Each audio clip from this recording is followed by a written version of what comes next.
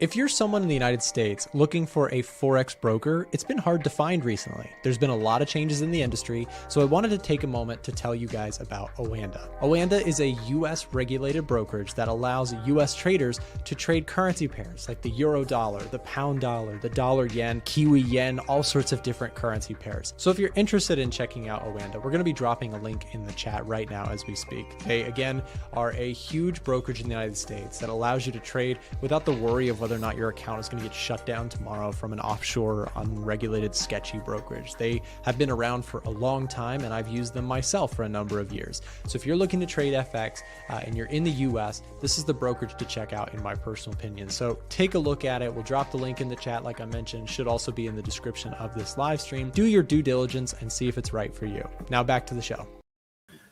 All right, everybody, good morning. Welcome back to another live stream. Hope you're all doing well. As you saw in the intro there, check out Oanda if you're looking for a better brokerage, especially if you're a US trader looking to trade Forex. With that said, let's talk a little bit about what's going on today. Precious metals took a little bit of a dive in the Asian session yesterday. They've recuperated a little bit of those gains. I guess it wasn't a terribly large move, but if we're taking a look at silver here, down 1.7%, gold down 0.3%. Dollar index continues to be under a little bit of pressure here. Potential lower high type of scenario here. Hold on, I got to restart my drawing tool here so it works correctly. Make sure that's running smooth. I hope some of you guys got a chance to try out the Edge Finder or are currently trying it out. Again, we're doing our free week event. Gives people a chance to try out all the tools that we've built here completely for free. If you want some information, scan the QR code that is right below my camera here. All right, so let's take a look at some markets here. Good morning, good afternoon. Thank you for being here. I hope everyone is doing well. If we take a look at what we have got in terms of top setups today, let's see where we're at. I'm just going to remove neutral readings and see what we have here on the watch list. So some of the stronger reading charts or symbols are going to be Kiwi yen, Kiwi CAD, Aussie yen, Kiwi dollar. Let's just take a look at a couple of those here and see if anything is setting up for some opportunities there. NZD JPY. I'd like to see this one come down a little bit lower. If we keep squeezing lower, a little bit of yen strength could maybe get us into a potential trade to the upside on Kiwi yen. I'm watching that one. I'm also just curious what NZD USD is doing. Still sitting near those highs, getting a bullish reading on Edge Finder. Let's also look at Aussie yen as well.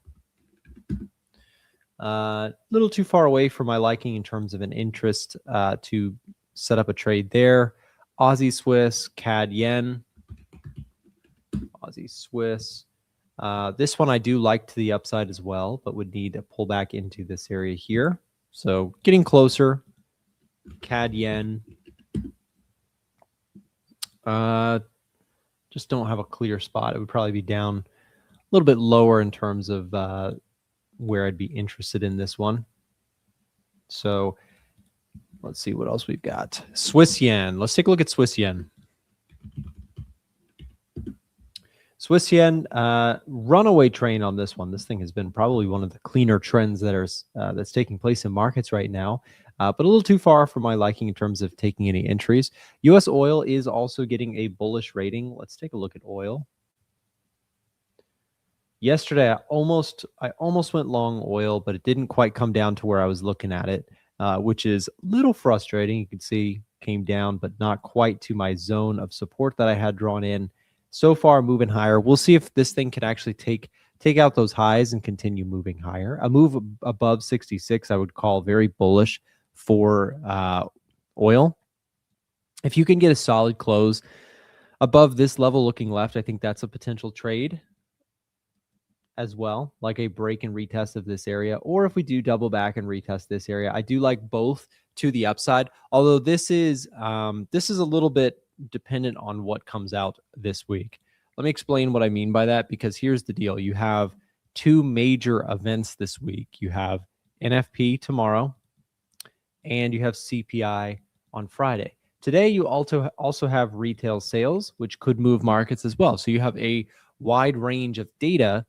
Let's just take a quick look at our comparables here. If I go look at US oil currently getting a +5 within Edgefinder. Retail sales, so it can't get any more bullish than it already is in terms of scoring within Edgefinder. But if retail sales come in low, it could hurt the score here for oil. So that's something to keep an eye on. The previous retail sales month over month number came in better than expected. So we've got to continue to see strength in that area. Otherwise, we lose strength on the Edgefinder scoring. But yes, from a technical perspective, this chart looks really strong. You've got major resistance overhead. Either a break and retest opportunity looks good, or like I said, a pullback into this supportive area, given that we also have the macro to support the idea. Also, let me just double check, make sure my sound is all good. Yeah, I think we're good. Okay. Let's see, what else do we have? Of course, gold is sitting at a +4 score. We have technicals still looking strong, actually coming back into a strong reading for the 4-hour and daily chart trend, as well as current month seasonality. Crowd sentiment is getting a bearish reading. Let's take a look at that in just a second. And COT data showed selling from institutions. So institutions sold silver, but interestingly, they bought gold. They sold gold and bought silver. Let's take a look at some crowd sentiment on gold specifically.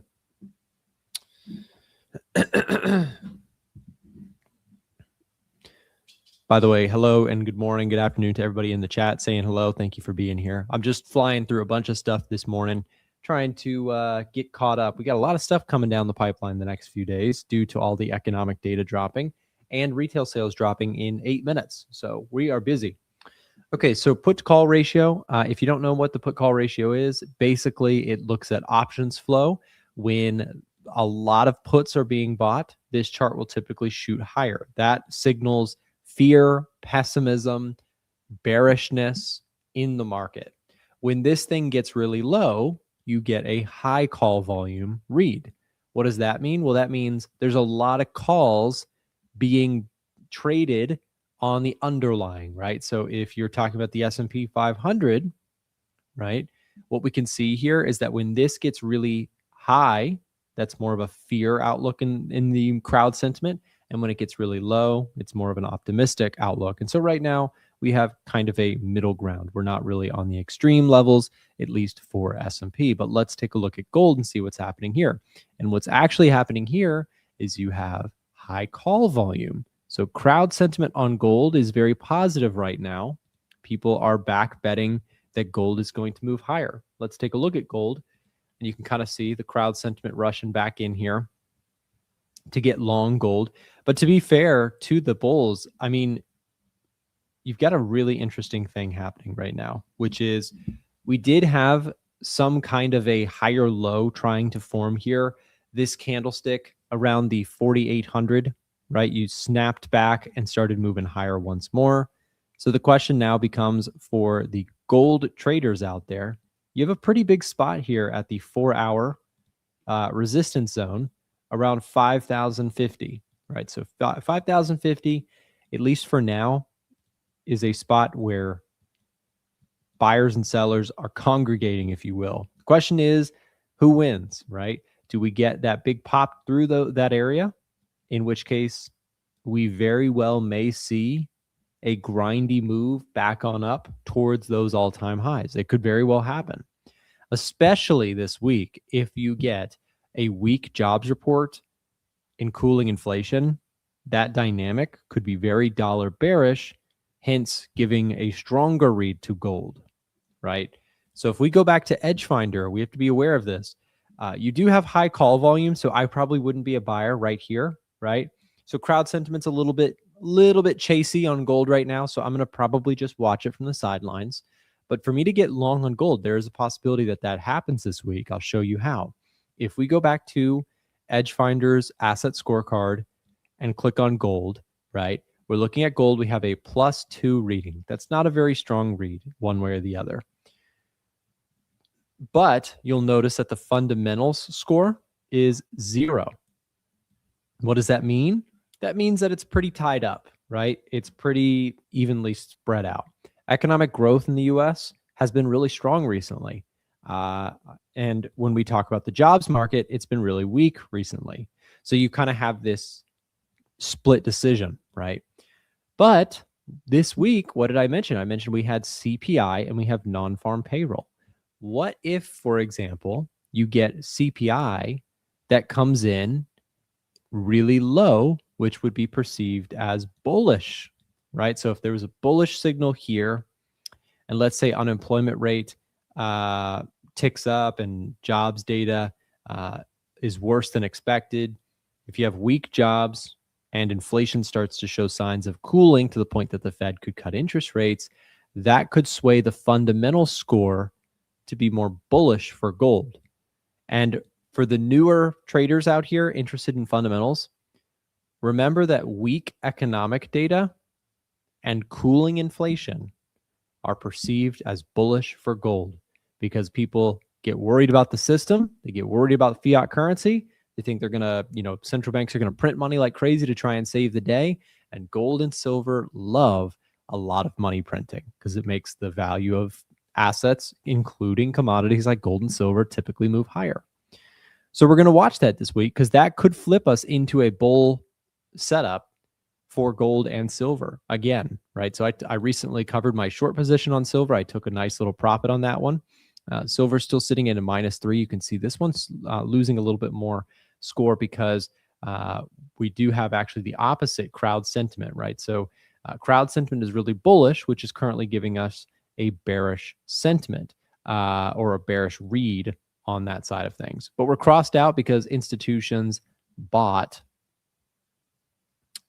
pretty big in terms of the latest report. We have 3 minutes to go until we get to the retail sales numbers. Should be really interesting to see what that brings to us.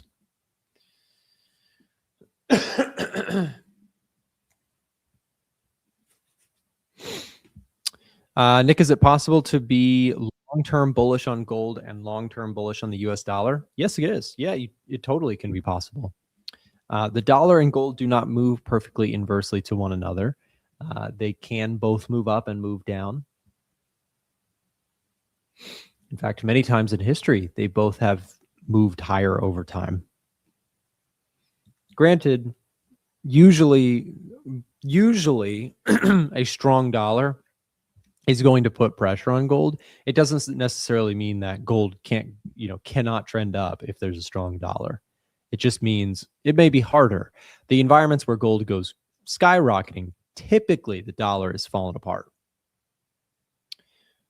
But remember that gold is really not just about the US dollar. Gold is about fiat currency globally. So if the dollar is strong relative to its peers, but the whole collective group of currencies is printing money like crazy, gold can still go up even if the dollar is strong in that circumstance. Nick, will you ever take some time off and go on vacation? Yes, of course. Let's see. I am still a human being. Silver down 2% this morning. Gold down 0.4%. And we will see. We got retail sales coming out in 30 seconds here, guys. I'm just going to pull up the Forex Factory just so we can watch the data fall and see what this brings. Core retail sales and retail sales both dropping here in about 20 seconds. Remember, as always, news is only as market moving as it is surprising. So we'll see if it does anything here this morning. I'm just going to drop down to a 5-minute on gold just to watch this. See if we get anything with retail sales this morning. Here's a look at dollar index. Dollar index initially moving just a little bit lower.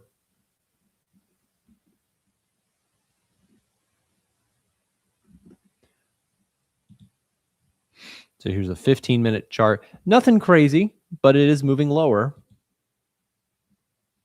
Stocks, S&P 500 moving very little, not too much in response to this. Gold is moving higher just slightly. That would suggest maybe a little softness on the, yeah, there it is, retail sales number. So a little bit weaker than expected. Employment cost index also came in lower than expected. Core retail sales and retail sales month over month came in softer than anticipated. So retail sales was a miss here for this latest report. Seeing a little bit of softness on the US dollar.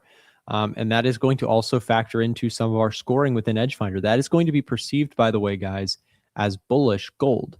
And so this will actually flip gold into a more positive territory. So if we look at retail sales, right, retail sales now coming in worse than expected, we'll flip this to a bullish reading and will hence add some score to the overall Edgefinder reading. That will happen within the next 15, 30 minutes. With that said, let's bring in my good friend Chris Pulver to take a look at some markets here with me. He's here and ready to go. We'll bring him into the action. Hey, Chris. Good morning. What's up, Nick? Good. How we doing? Hey, are you coming from another spot today? Yeah, I'm in Jacksonville for a conference. So cool. Just kicking off with you guys this morning, and then little speaking piece today. It's a 2 day, so this is last day. I'm going back to Utah tomorrow morning. Awesome. That sounds like a lot of fun.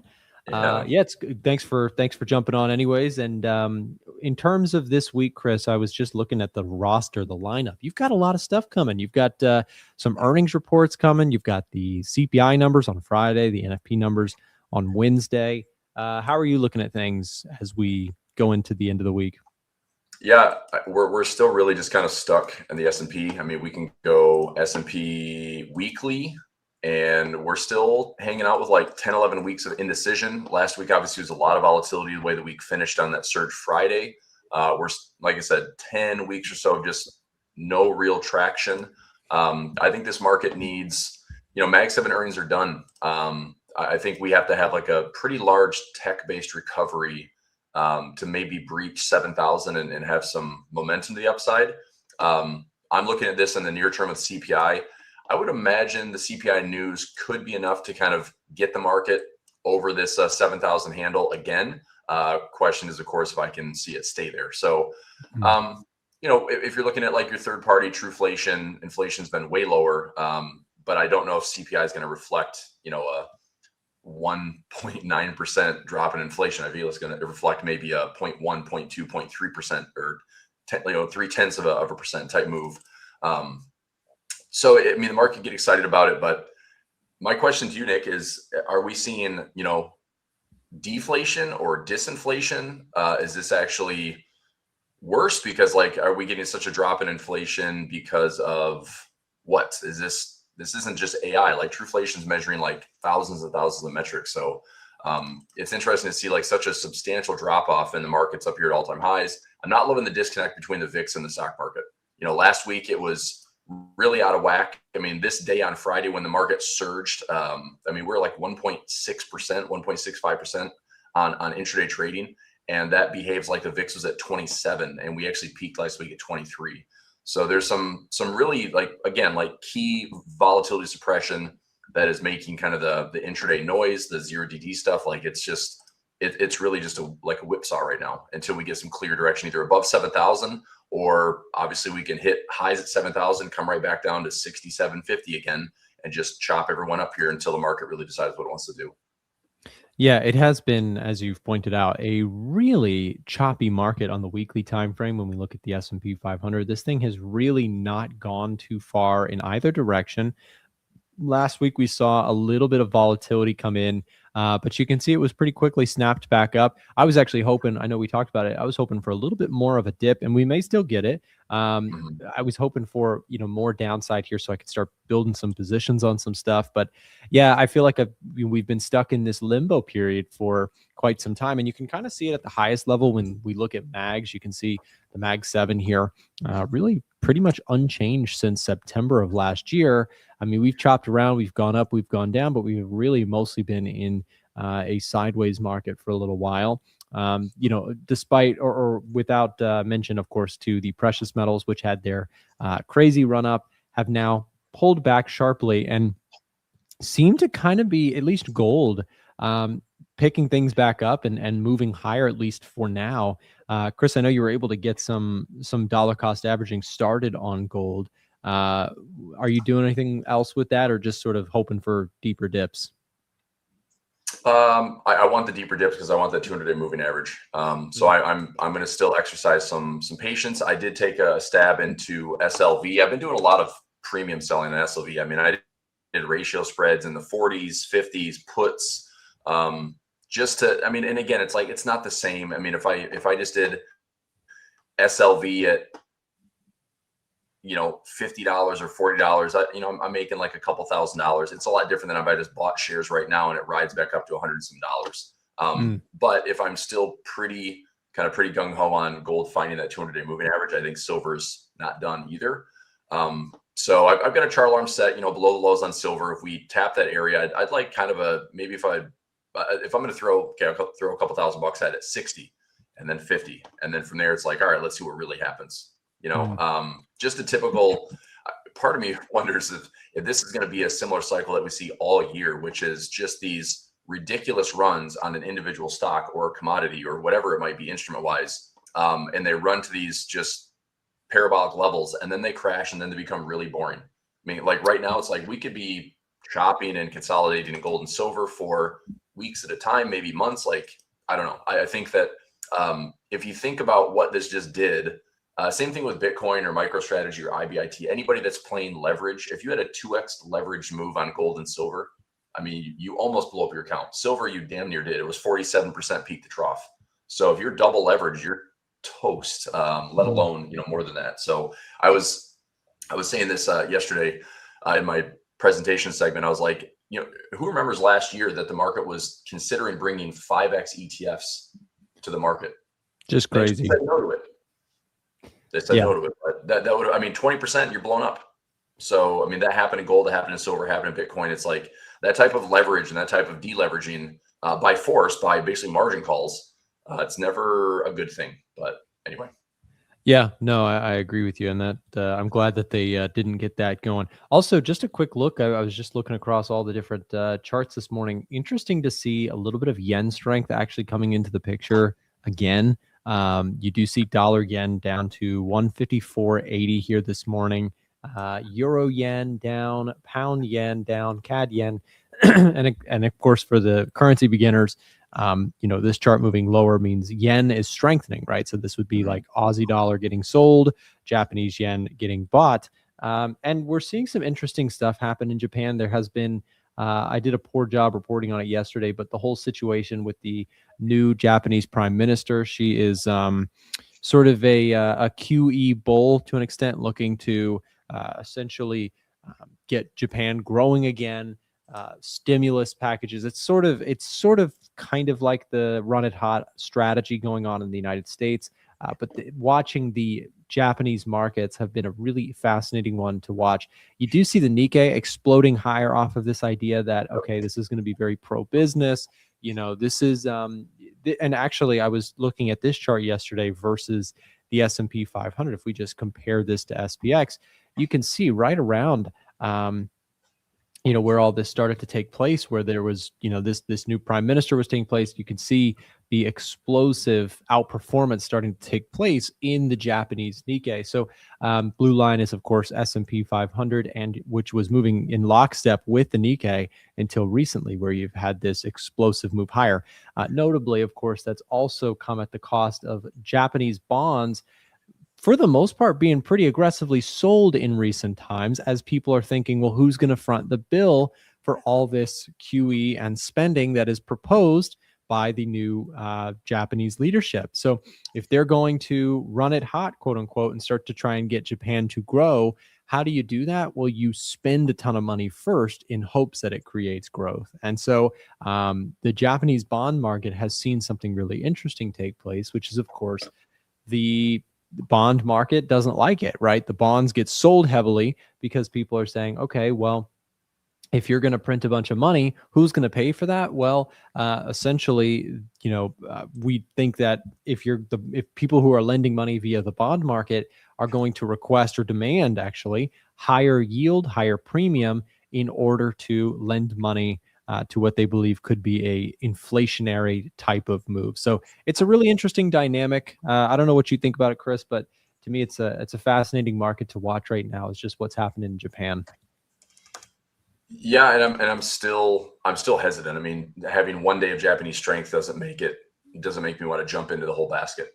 Mm-hmm. You know, I mean, I honestly, my best trade in Japan is EWJ. I've just been long EWJ since summer of 2024 when we had that July August flash crash essentially for like a 2-week window. My base cost here is about 66.50. It's up 30, just under $30 a share. That's not a bad play. I mean, it was like I was going to type up here some of the non-US stuff that you and I've talked about. So EWJ for Japan, EWZ for Brazil, ILF for Latin America. I'm in AFK for Africa. I'm in FEZ for the Eurozone. I'm in INDA. I'm in SCHY, which is a basket of like 200 non-US plays. I'm in EEM for emerging markets. I think that is all little dollar cost average positions I've taken over the last probably 6 to 12 months. So it's not a huge position. I mean, this maybe adds up to about 5 to 7% of my allocations. But I mean, I don't know. I mean, I want them to do well, but I still believe that we can't have the world just lap the US without the US being pretty solid and stable. Yeah. It's an interesting one, Chris, because I think what you've done with EWJ, the Nikkei in general, I think is the easier play in the mix, because I'm with you on that too. The yen is so difficult because is this yen bullish? Is this yen bearish? It's actually really hard. Whereas when we talk about, okay, if you have a leadership that is, super willing to be pro USA, or allied with the USA, they're willing to spend a lot of money, QE, etc., fiscal stimulus, essentially. The snap response to that is the stock market there should move higher because that's going to be good for them. But then also at the same time that's going to be a lot of money printing, and so the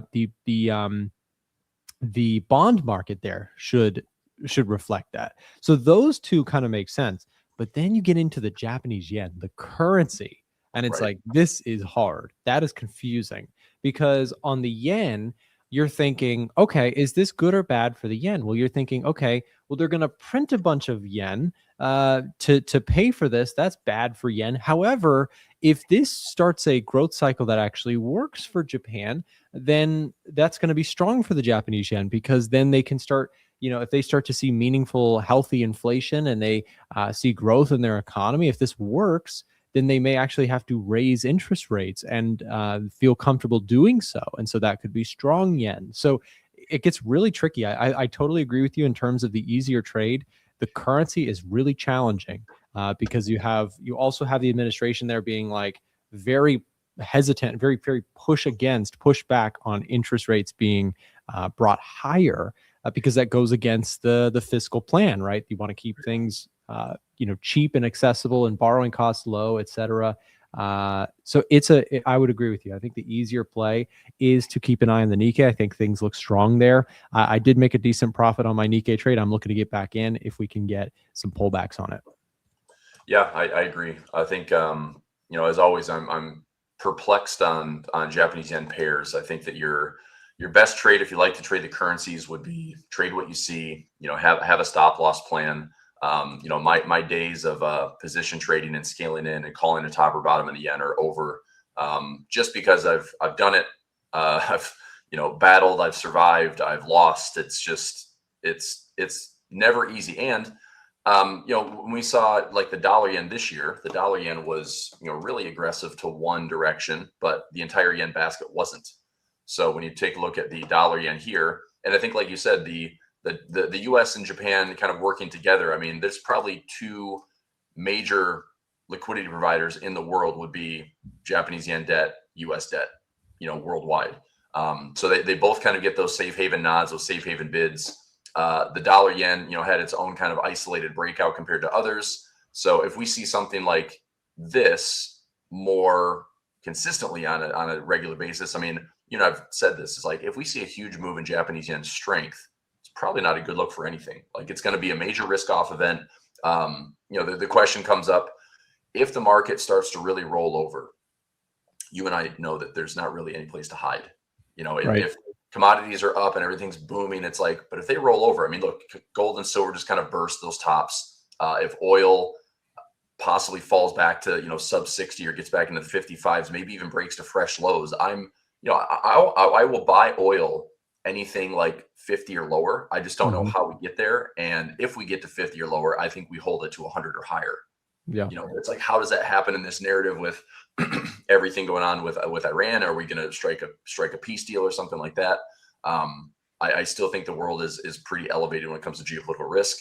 So long story short, I mean, the currency side is always been quite tricky to trade, but if you trade what you see, you've got a decent size alignment on a higher time frame, trade the smaller stuff in the same direction, it does tend to work. But like I said, if you're confident, like here's a good example. If you're confident that the Swiss yen at record highs, all-time highs, is going to roll over. Sorry, my chart's load up here. If we are sitting here at these crazy highs on the Swiss yen, which have been broken multiple times, by the way. I mean, as long as I've traded currency pairs, I've seen this thing breach, all-time highs a ton.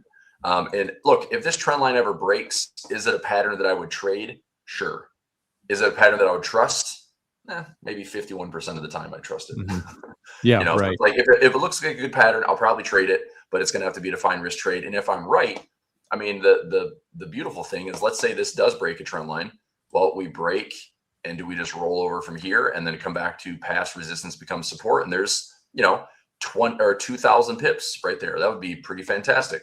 But if it forms a topping pattern up here, you got to wait for it. I mean, it's the only yen pair right now you can trade with positive swap. If you sell Japanese or sell the Swiss yen, you're getting, I'm not going to say positive swap, but you're going to get like basically no charges for that, because you've got 0 on the Swiss and 0.5 in the Japanese yen.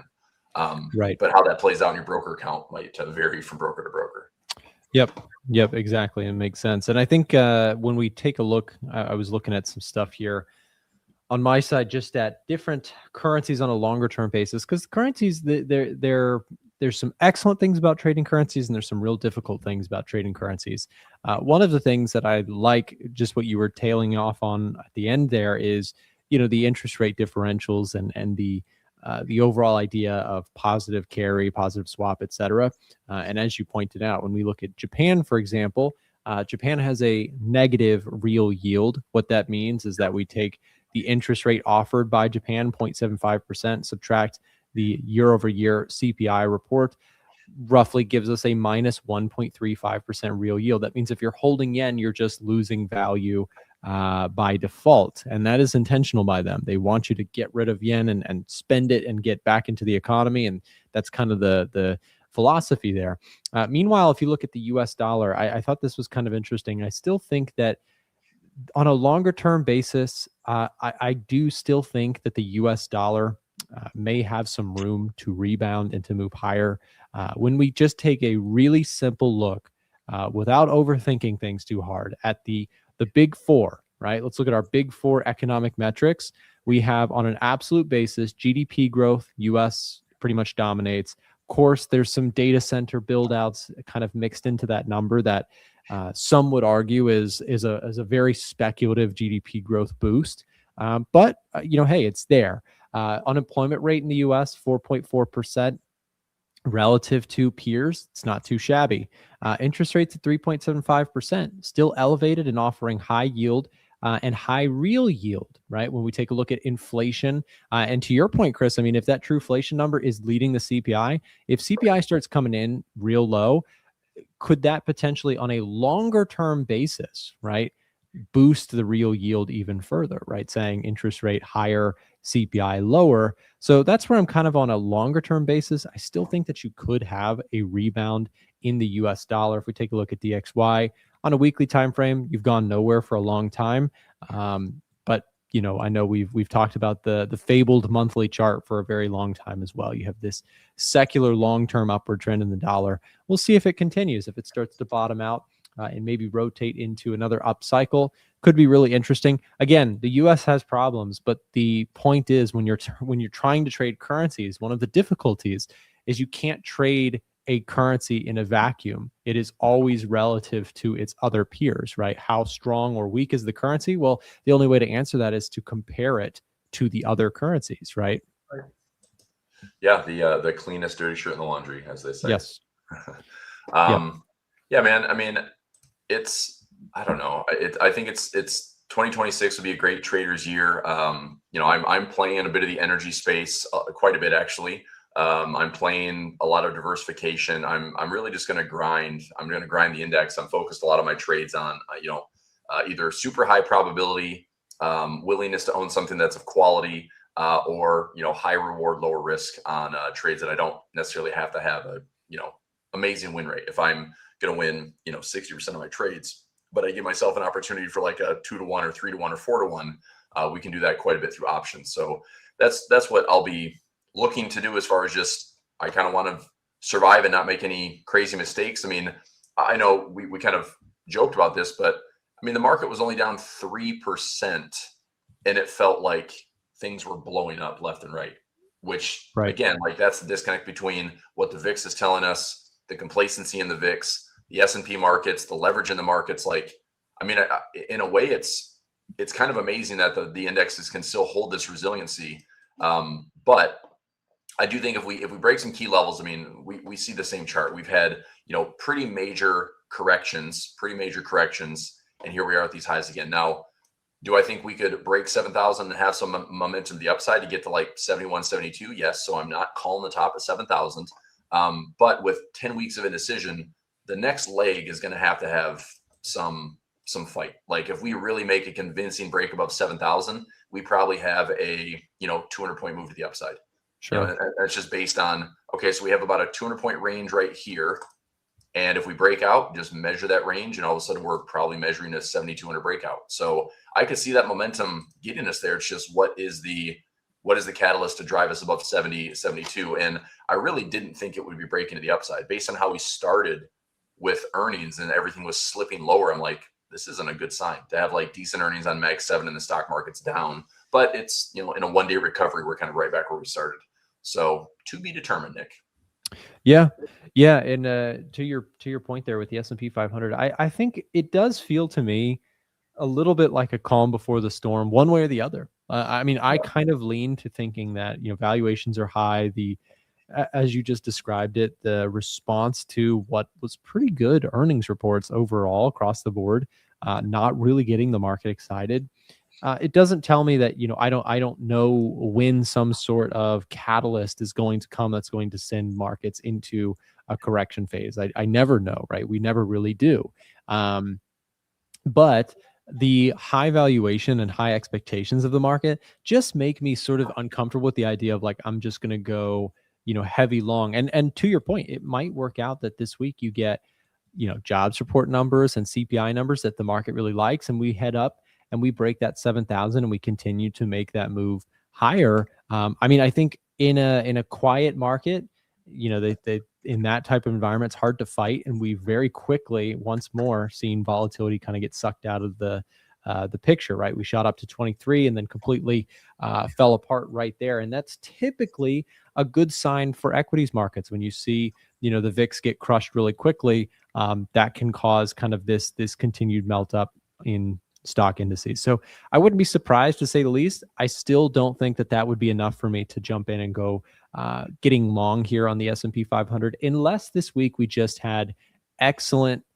cool inflation numbers with solid jobs prints, which would make me feel a little bit more comfortable at maybe taking some stabs. If you were to get this kind of move, I could potentially see taking a long side trade with a stop loss on that one. But in terms of building longer term positions, I would definitely need to see, a pullback of some sort that's a little bit greater in nature. But from a short-term trading perspective, if you do get some really good numbers this week, perhaps we do see that break through those highs, and my bias shifts a little bit more positively towards indices. One way, I visualize it really easily with edge finders. Let's go S&P 500. You can see it's actually getting a slight bearish lean right now. Edge finder score overall flagging some concerns around technicals, as well as COT data showing some institutional selling. Crowd sentiment's a little bit mixed on this one. If we take a look at NASDAQ, for example, also getting a -5. And let's see, just real quick. Dow Jones also, well, Dow Jones getting a bit of a more neutral read. So just waiting, I think, like a lot of people, for some more decisive price action, kind of like what you said, Chris. Yeah. And is it true we got is it non-farm on Wednesday this week? Yes. What Yep. the heck? I've never seen that. I know we had the delay from last week since it got pushed, but all right. So we're looking at a 66K job number, 4.4 unemployment. CPI, I'm looking at year over year. Previous was 2.6 core and 2.7 headline. So that's on Friday. So Wednesday non-farm, which is weird, and then Friday CPI. Yeah, I mean, it kind of makes me think like maybe today is maybe a chill day. Just because there's such news to like kind of break things up, like Wednesday, Thursday, Friday, open up the volatility floodgates a little bit. So I don't know, I'm going to play a little bit more aggressive today if I can, and try to get some efficiency trades going for the morning, and then kind of Wednesday, Thursday, Friday, I'd expect the swings or the intraday moves to be a little bit higher. The VIX getting smashed right back down to, I mean, we were up to 23 literally last week on Thursday, and then Friday came all the way down to freaking 15. It was a 20+% move in the VIX to the upside, Nick, and then a 20% move to the downside. Like just total head fake. But crazy. I mean, I had some massive swings in profit, which I'm not complaining about, but it was just like, what? Just noise. It's just noise, Anyway, 17 and change VIX. Okay, fine. Do we go lower, to 16.5, and that means the equities market's probably bursting through, or at least busting through 7,000? Or do we see a flare up into the 1920s again, and then we're just in that same range where it's like, watch the lows, watch 6,800, watch 6,750, and we'll maybe have the same conversation next week. Where are we at? Well, we're in the same spot we've been for 11 weeks now. Chris, say a quick prayer for me today. I do have Robinhood strangles on for tonight's earnings report. Oh my! Yeah, so I'm gutsy play there, Nick.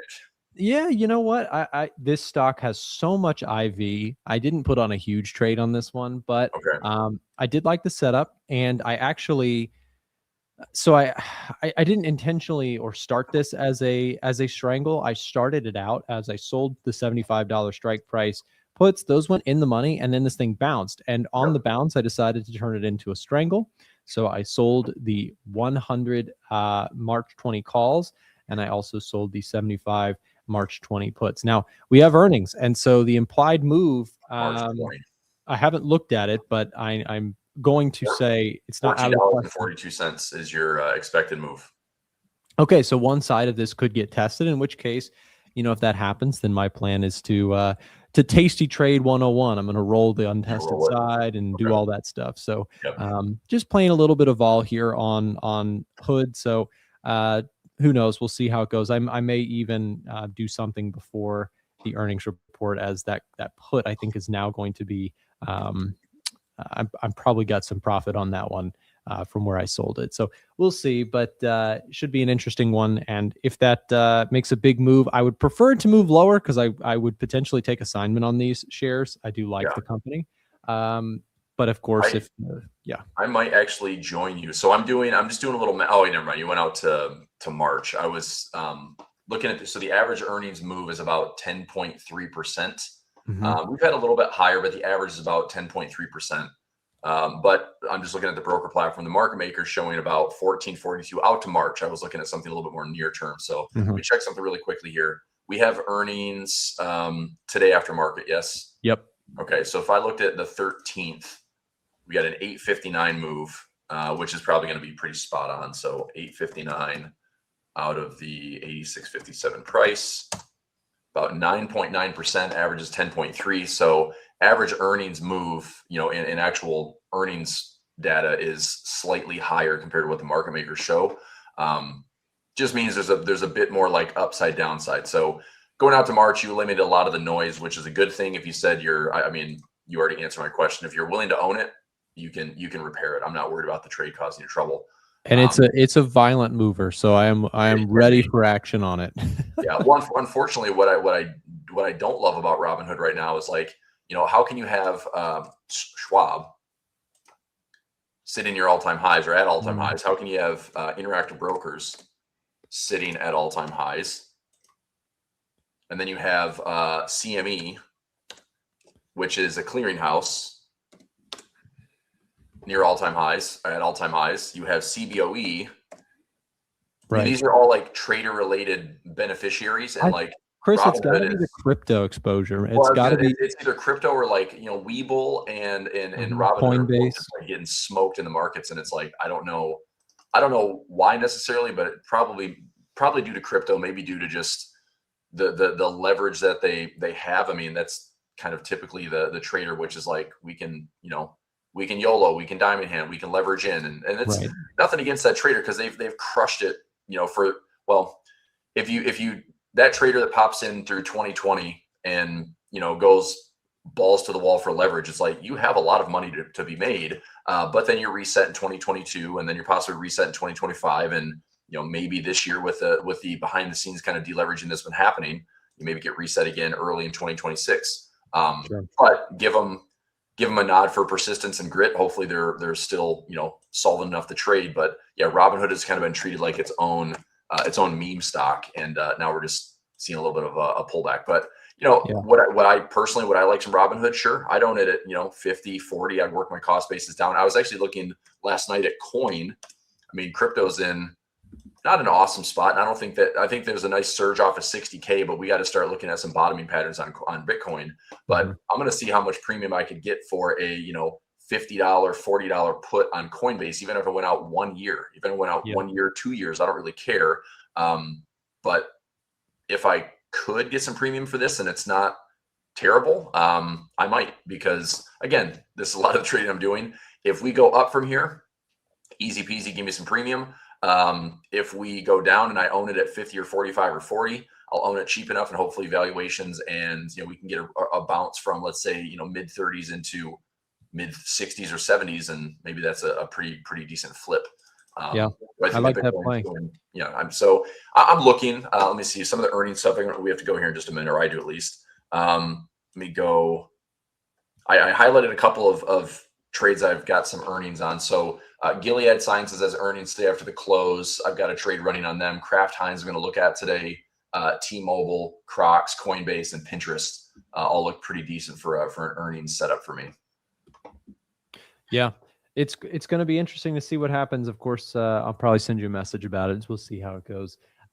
Chris, as you mentioned, we got to move along here. You got to head out, and we've got our next show host here. Thanks for coming on, man. Making it happen, even though you're traveling. Appreciate you coming on. Yeah, good, man. I'll see you guys Thursday. Okay, see ya. Thanks. All right, guys. Up next, we've got the one and only Tiger Berry coming on and taking over the stream. Hey, just a heads up before we do that. If you aren't taking advantage of Edge Finder Free Week, we just kicked it off.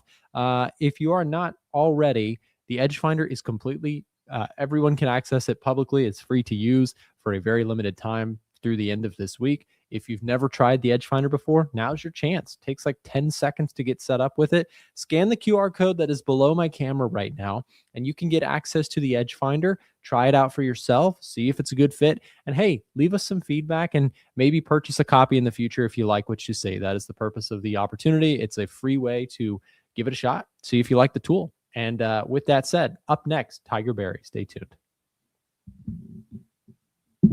If you're someone watching the show right now and you're outside of the US looking for a better brokerage, listen up. I wanted to take a moment to mention today's live stream supporter, Vantage. Vantage allows traders outside of the United States to trade CFDs. You can trade everything from commodities like gold, you can trade US indices or global indices, and you can even trade FX all under one brokerage, and you can connect to MetaTrader 4 and trade directly on tradingview.com. Not to mention, they also have a really good sign-up bonus going on right now. So we'll drop the link to that down below in the chat as well as in the description of this live stream. Check out Vantage. Now back to the show. What's going on, everybody? Happy Tuesday morning, 8 o'clock a.m. here in Kansas where I'm at. And yeah, want to take a look, see what we got going for the day. So as always, guys, I've got my chat popped out over here. If you have anything you want me to look at, let me know. Let my alert pass real quick over here. Looks like key was alert. Yeah, I'll definitely push anything you've got at the top of the list. If I see anything, hello, AACA. It's Tiger time. That's right. You guys get me for a quick half hour. Yeah, so we had retail sales come out for stateside here. Obviously not that good looking of a number. Okay. Ugly red numbers up here for the month over month for the core and the regular. So obviously not a good look for the dollar. We were doing so well. We were doing so well, guys. But then we had that ugly blemish. So it's not updated yet in the Edge Finder. Okay. We're still showing the last one that was bullish, but as soon as this updates, okay, this is going to knock us down from 63% down to, I'm assuming, the 50s, somewhere in that area. Okay. So, yeah, we could definitely use a reprieve on some of these bearish data points we've had coming out for employment. That's for sure. That's really where the big blemishes are right now. But now, just like that, we got a retail sales blemish. So that's where we sit. As far as the Edge Finder goes, I've got a few items open right now, guys. And I've already taken one small loss this morning because of the retail sales. So I was in a CAD yen long because it was giving us a nice bullish score up here. And as soon as that report did come out, it took me out. Now, right off the bat, I've been doing a lot of aggressive trades lately, and it's starting to remind me that, Tiger, you need to go back down to buying in discount and selling in premium. Curve analysis. Okay. So looking at this CAD yen, I was looking at the fact that we had a 1 hour. Well, it started off, we had a 5-minute demand, guys. Look at this. Let's go all the way down to a 5-minute for a second. Okay. Coming all the way over here, we had a nice 5-minute demand. Okay. This is noisy now. This is a noisy spot to be trying to get into trades. I didn't get into this 5-minute zone because we did not break a structure. Okay. If I were to have gotten into this trade, I really would have wanted to see price break these wicks. Okay. At least this set right here, but preferably even some higher up. So that at minimum, but preferably even this one up here. We didn't do that. So I stayed out of that trade. And ironically, it's the one I should have been in on the CAD yen. Because what ended up happening? Well, from that point, we came down. We had a new set of buyers step in. They put their stop losses underneath, right into the demand zone where the unfilled orders were waiting. So we come down, we wicked in, and the rest is history. Demand zone worked out beautifully on that. Just because I didn't like it doesn't mean it's not going to work sometimes. I'm picky on these things, and sometimes I get to be a little over picky, if that makes sense. So anyway, missed out on that one. So I was kind of looking at it as a second chance opportunity on this hourly demand right here. Okay. Had a nice little basing structure, strong move up. It did break structures. So, you know, that's the way it goes sometimes. Sometimes you pick wrong zones. Okay. I should have picked that one, but I picked this one. And as you can see, it went up nicely. So, I mean, when I got this trade, I bought on the break of this 1 hour candle right here after it had dropped down. And it left us a nice wick in all fairness. So it looked like a pretty bullish move. I mean, it closed halfway. So pretty much closed as a neutral candle. Okay. And always keep in mind, you know, just because you see a red candle doesn't always mean it's a bearish candle. Just because you see a green candle doesn't always mean it's a bullish candle. It really is dictated on where it closed. Within the range of that candle, where did it close? Okay. If it's a red candle, did it close above the 50% of the range? If so, that's a bullish candle. Okay. Preferably up in the 70% area. If it closes 70 or higher, that's a bullish candle. If it closes right at 50, 55, you know, it's just neutral. So the colors don't always dictate that. So that's just one little nugget I thought I'd drop. Keep that in mind. Okay. But anyway, yeah, you can see the tiny little wick right here. I bought the breakout of that. But yeah, retail sales come out bearish for the states, and it took the opposite effect and went down. Okay. So we got out of that one there. What else we got? The number one trade I'm keeping my eye on right now is honestly the one at the very top of the list, very top of the Edge Finder list. Because on this one, I am keeping an eye on this 4-hour zone here. This 4-hour demand. Now that's talking about a bullish candle. That's a bullish candle. This is a great example. It's a red candle, but it's a bullish candle, right? Because it closed above the 50%, more like the 70-75% of the candle. Okay. So bullish candle as far as I'm concerned. And then what happens? You get 4 straight green candles, 4 straight bullish candles. So what I'm deciding to do on this is, as always, use the rule of 4. Okay. Take 4 divided by 4, 4 hours divided by 4. That's 1 hour. So I want to come down to 1 hour, see if I get, a confluence. So down here, we got a very similar candle to the one we just saw on the 4-hour. Bullish candle, big wick on the bottom of it. And I put my line at the top of the proximal line of the zone. Okay. So that's my potential entry point. Got an alert set, a few pips ahead of it, with the anticipation of, purchasing when it comes in. But as always, I like the daily 4-hour confluence. In this case, I don't really have a daily. I just have a wick. But if you look at the candle, the daily candle, is that not a bullish engulfing candle right here? It's a pretty strong bullish candle. If you ask me, would have been better if it had a little more volume spread analysis range. I got to be honest about that. If it were that candle right there, that'd be a lot sexier, a lot better looking. So because of that, I'm not interested in a limit order on this. I got to wait for it to prove itself. Confirmation. Dollar Canada dollar, yeah. Tatting to some money, yeah. Take a look at dollar CAD here in just a second. But yeah, just to finish this one up, bullish engulfing candle. So yeah, drop it down to 4-hour. And in both cases, I've got gaps, guys. This is what really shows strength. Fair value gaps. Okay. The zone itself, but do I have a gap above it? And the same thing is true in reverse for a supply zone. Remember, the gaps show that demand heavily exceeded supply. Enough to where the candle after the leg out candle didn't even retrace back down, right? So it's an inefficient market. Got to look for inefficiencies because there's typically unfilled orders on the other side of it. And then we get the same gap down here on the 1 hour. It just looks a little bit different. Okay. Top there, bottom of that candle there. So that's a confluence. That's good enough for me. But again, since we didn't really have strength in the daily candle, as much strength as I like to see, this is a confirmation entry. Confirmation entry. So I'm not doing a limit order. Okay. When price comes in, looking for it to break the structure. Because if you think about it, that's a downtrend, right? Lower lows, lower highs. Well, I've at least got to see it try to start breaking a structure to the upside. So if we could break this structure, and as always, it's not going to look exactly like this. Okay. But this is just the idea, the blueprint, if you will. But we got to break this structure to the upside. Okay, this creates a new impulse leg. It's an impulse leg because it breaks the structure, right?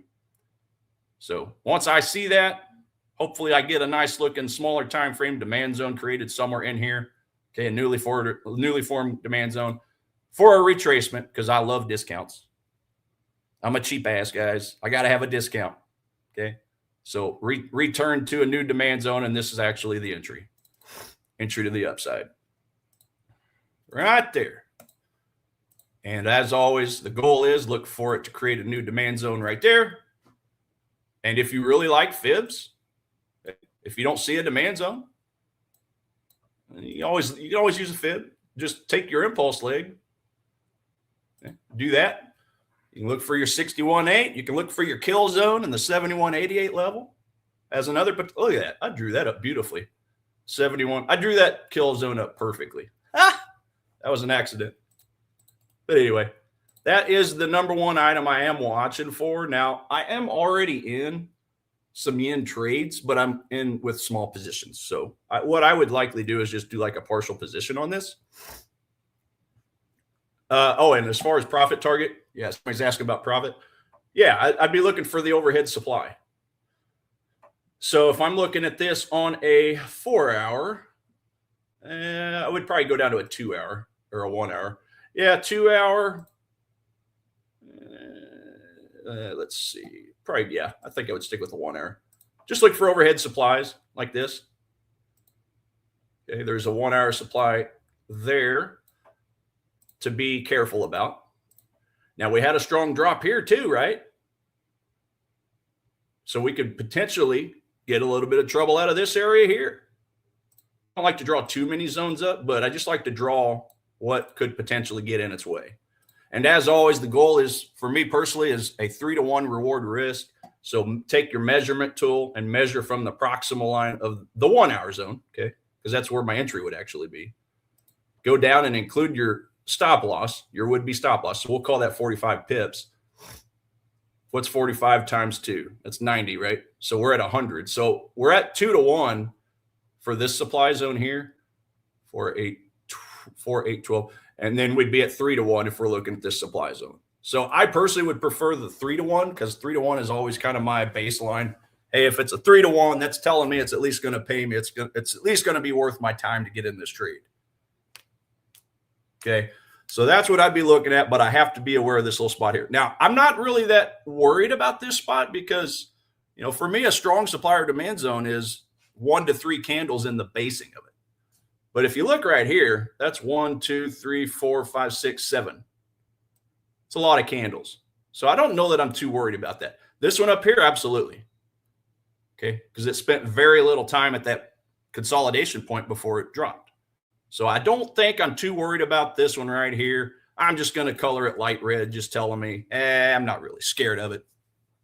You can't scare me. But this one up here, yeah, because that's also the swing high, right? And as always, prices like to bounce from swing lows to swing highs, supplies to demands, support to resistance. So that would be my potential play on Kiwi yen. It is obviously still the strongest score on the edge finder. It's hanging in there nicely. This one's been at the top of the list now for the last week and a half or so, something like that.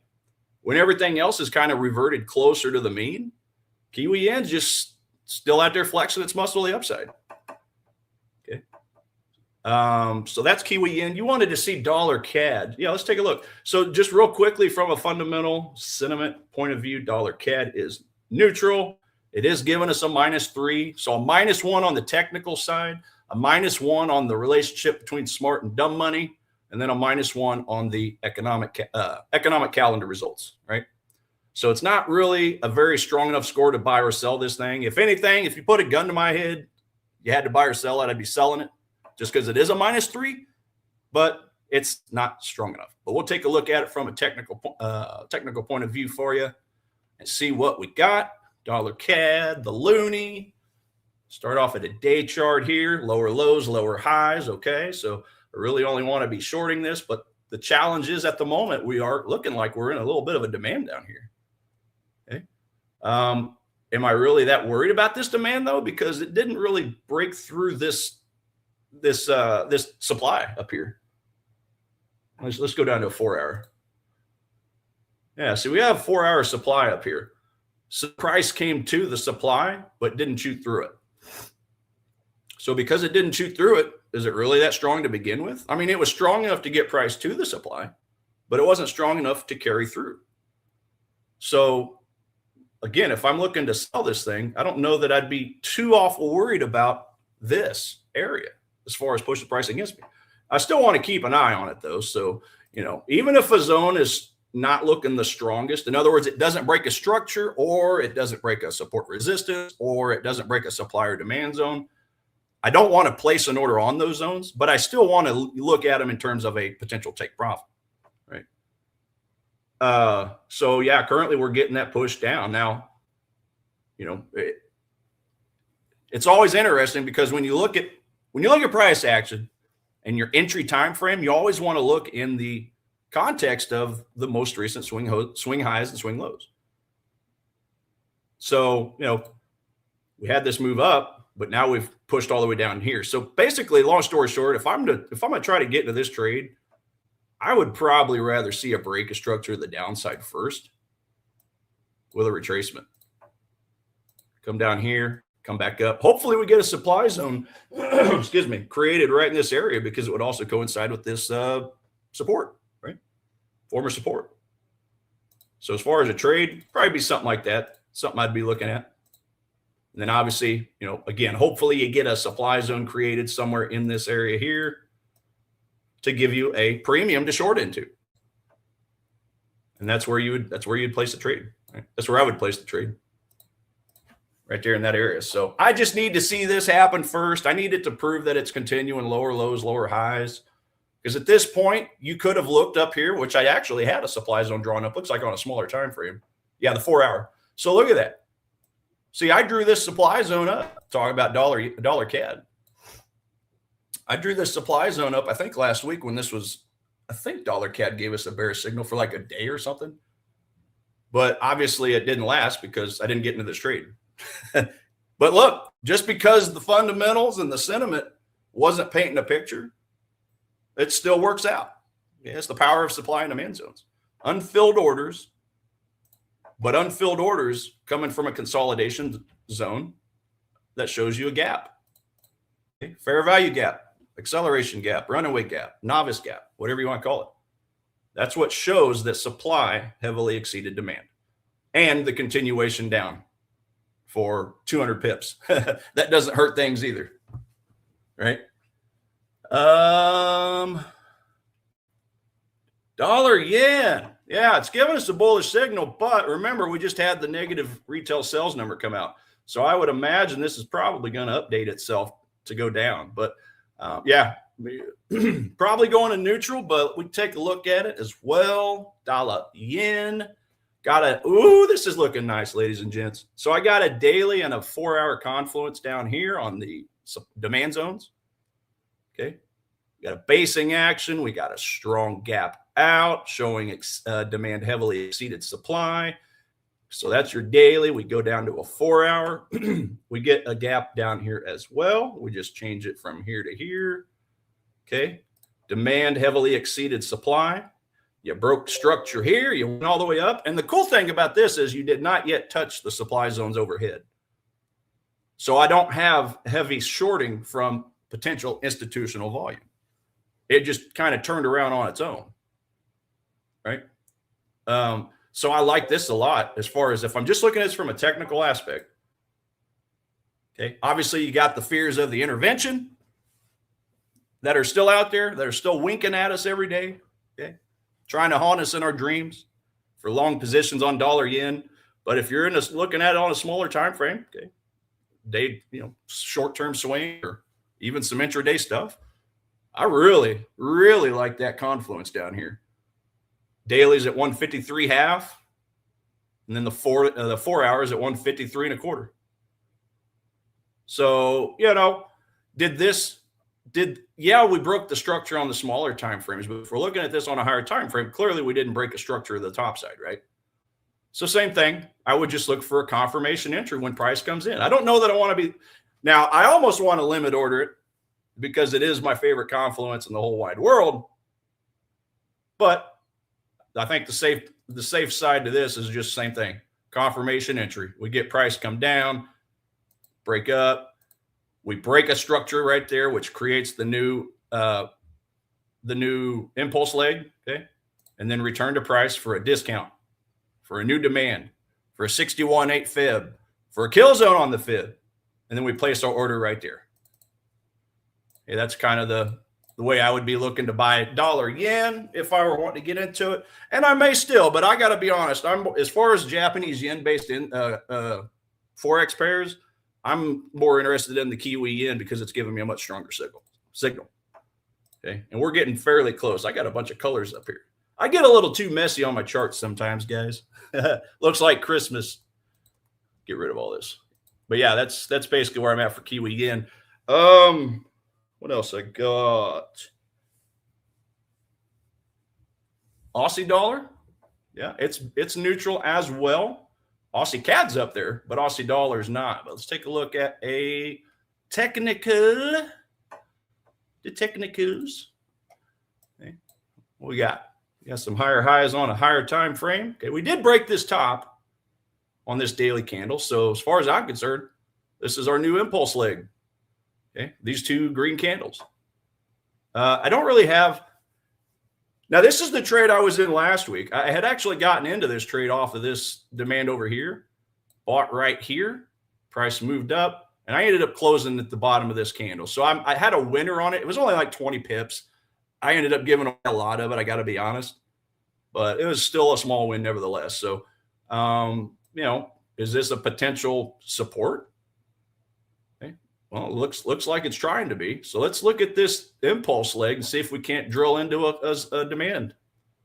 Okay, I drew up this 4-hour demand here at one point. Price broke through it, and we already noticed that we broke the structure up here. So, I mean, obviously the higher probabilities say wait for the, you know, the origin of the overall strong move up, which obviously would be this candle down here because we have a gap above it, right? And oh, by the way, we have a blue dashed line, which always tells me that somewhere to the left, I've got a higher time frame former support or resistance line. In this case, resistance, all the way back here from October of 2024. Doesn't matter how far back you have to go sometimes, guys. These things are powerful. Think about it. Price is back here at one time, and the bottom just falls out, right? So I got to at least be aware of that spot. Supports often becomes resistance and vice versa. So just so happens, going back to my 4-hour, it's right ahead. So, you know, that creates a lot of liquidity. Now, depending on how far back in time people go, but that's a lot of liquidity. So just from that alone, you could probably be getting some longer term traders, position traders, long-term swing traders, buying at the bounce of that zone or of that resistance point, okay, like that. So if price goes in their favor, well, they're going to be putting their stop losses down here, right? They're going to be putting their sell orders. So now you've got liquidity and sell orders inside of unfilled orders, inside of the demand zone, which broke structures.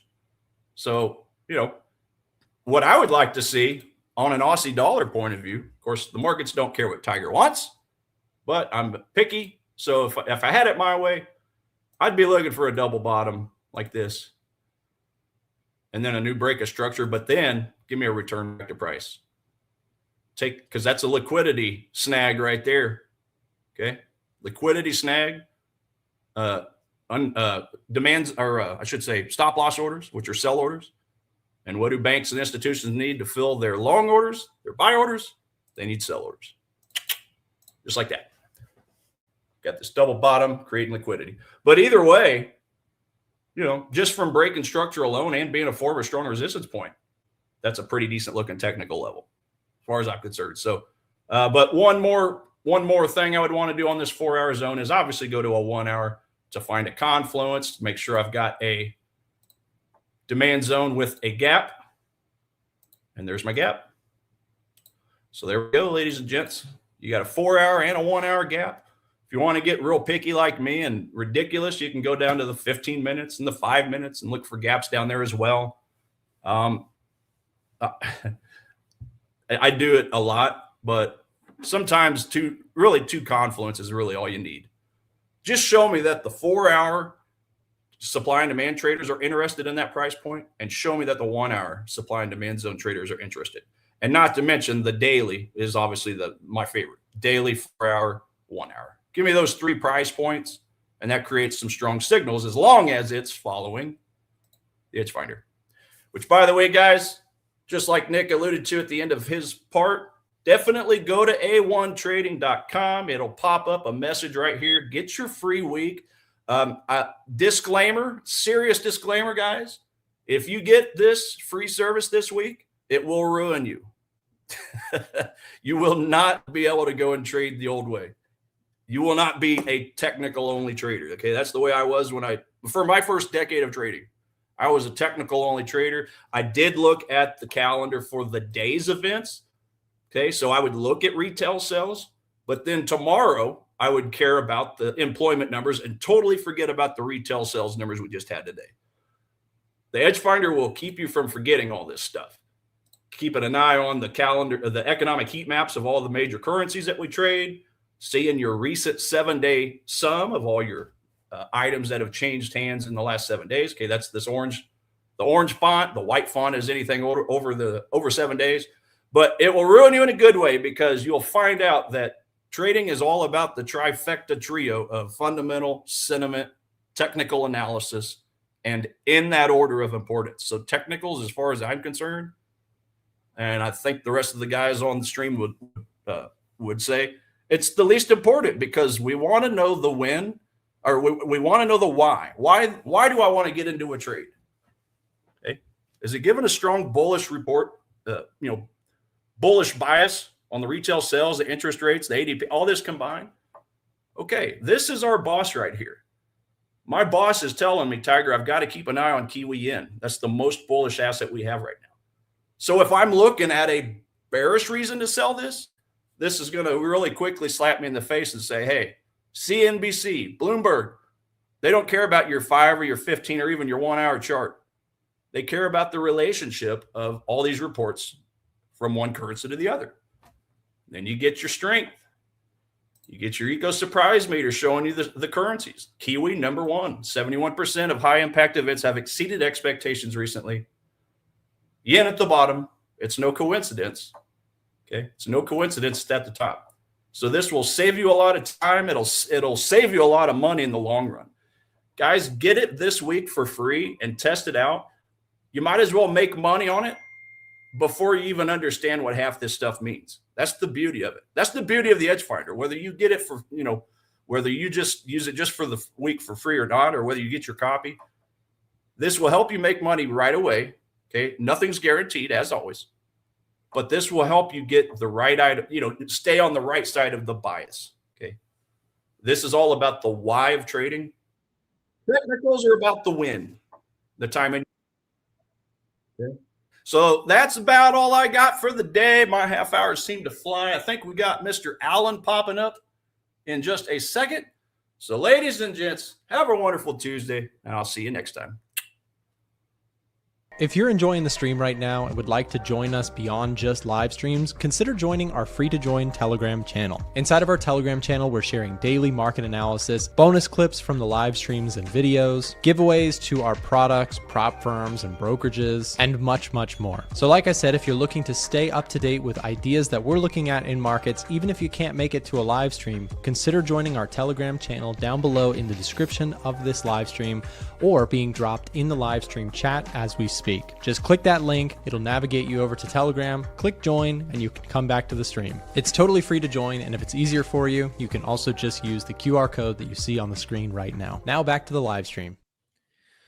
Good morning, everyone. How's everyone doing? Awesome plug there, Tiger. And to his point there, join that Telegram link in the chat here now. Sign up there, free value in the Telegram channel. I just posted the 2 chart markups here for the day, but also right here at the top, you do see the free week for Edge Finder. So go ahead and log into that. Get yourself a free copy for this week. It will improve your trading. Also, too, a little bit of a tip here.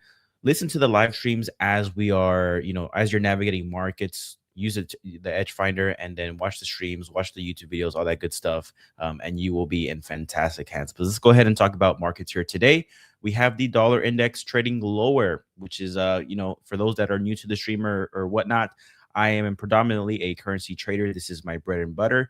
This is the market that I pay most attention to, although I do consider every single market, but this is kind of what I'm the most active on, currencies. And so we're seeing the dollar index take a little bit of a dive. Reason being, we do have retail sales today coming lackluster. We had a 0 reading on the headline retail sales, and the expectation was for a 0.4% retail sales. So we did see here at the top right of top left of my screen here, 0%. So that's giving a little bit of a push down to the dollar index, but we are trading into an important level of what I think is support. If you just zoom out here on the daily time frame, you see that this was a level once, twice, and then at the time, this looked like a fake out here, but we actually pushed up higher here. So I'm curious to see if this is going to continue to hold as level support or if we break down lower. In my opinion, I think the determining factor for that would be Wednesday's NFP. And then we also have CPI later in the week as well. So I think markets are going to be pretty quiet leading up until that. So we might just see price action just stall out here a little bit. If you go down to the 4 hour, for example, it's very, very probable that we just see this similar price action where you're just kind of hanging out here, which is awesome to see because once you get the full context of the data releases, then you can actually proceed with some confidence, whether this thing goes higher or lower. So that's interesting. So we're going to be prepared for both, right? I have some ideas, some trade ideas that I'm looking at here. One of the two, which would be if the dollar index catches some overall strength, which is most people have talked about this on the stream, and I've noticed this as well. This is kind of a longer term picture play, but if you just draw like a trend line here, something like this, like the dollar index is flirting around with this level. And if you kind of zoom into here, we had that reaction off of this trend line. Now, this trend line is not super specific, or it's subjective to the individual. So take this with a grain of salt here, but it seems like overall people are eyeing this broader, higher time frame trend line. And I think that the dollar index does have some support longer term. When you compare it to the other major currencies, when you're trading Forex, you're trading in currency pairs, hence the name pairs. So you're not just trading the dollar, but you're trading like the dollar versus the euro dollar, or the dollar versus the Canadian dollar. So I think longer term, there's some reasons why I think the dollar index can go ahead and thrive longer term. So this level of this 96 level of support does hold some significance for me. But if we were to get a net positive outcome following Friday, so Friday NFP comes out good, CPI comes out good, net positive for the dollar, then if this thing holds that support, I'm looking to go ahead and short it by the euro dollar. So I have this level here at the 61.8% retracement level on the euro dollar. If I just go ahead and go to the 4-hour here, I put a Fibonacci retracement level basically from this high to the low. And so this right here, this entry would be at the 61.8% retracement level. So ideally getting a short opportunity here, and then just taking it down to the recent lows. And if it continues higher or it continues lower in this sense, then I can potentially increase my position and kind of just take this profit target lower, maybe even the bottom end of this range, where that might be a little bit of a stretch, because we might have some noise, trying to get there. So this is the initial position. I can obviously be flexible as I'm in the position if I want to take it lower, or make this more of a one-to-one, whatever the case is. But that's going to be my idea if I want to go long the dollar. So go short euro dollar. Now, why do I want to do that? Well, besides the technicals, anything like getting into the 1.2s areas does seem to be a very reactive zone. If you go on down into the weekly time frame here, we were pretty high up there at 1.208, and this recent leg higher, but then we saw this big wick lower here. And if you just look back here in 2021-ish, or even up into the 2018s, once you get into these 1.2 areas, then you do get a very weak euro dollar. The reason is because the European economy, or the ECB, does not like a super strong euro. It hurts, their trade and everything like that. It makes things, harder for travel and things like that. So there's a lot of reasons behind the move. So although I will take a stab at it at the 61.8% retracement level, if I were to get stopped out, that's totally okay.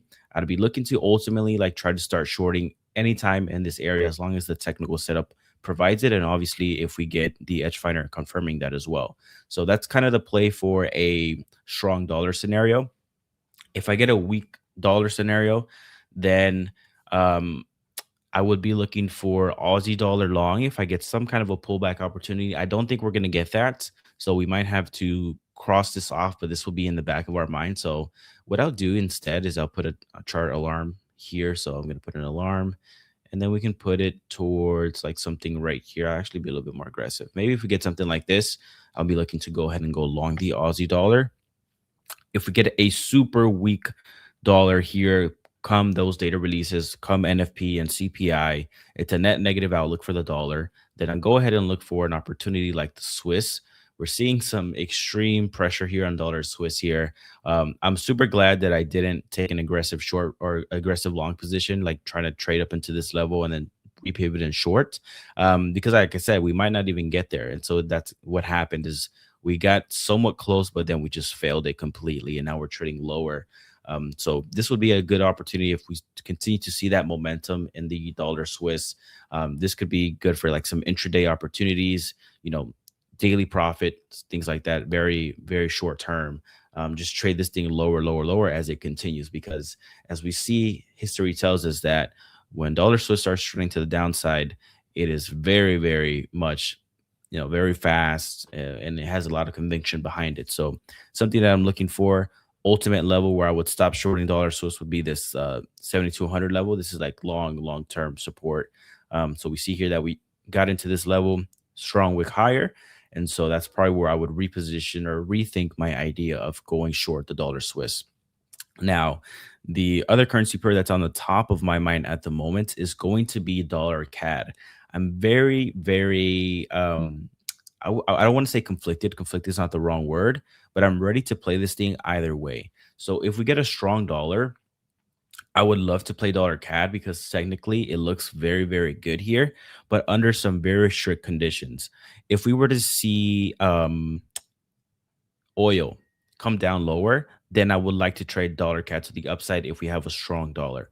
But if you see a strong dollar and you still see like elevated oil, things like that, that could still support the Canadian dollar. And so I don't want to see that. Recently, the Canadian dollar has seen some improvements in the unemployment rate, if I'm correct here. We can actually verify that with Edgefinder. So let's go ahead and do that. So if we just look at top setups here first, let's just get an overall view of what's going on. We're going to do major currencies only. Dollar CAD getting a neutral reading here. We are seeing some conflicting reads with like dollar yen getting a bullish reading, but also like New Zealand dollar getting a bullish reading as well. But for the most part, things are pretty neutral, setting up for a good week ahead.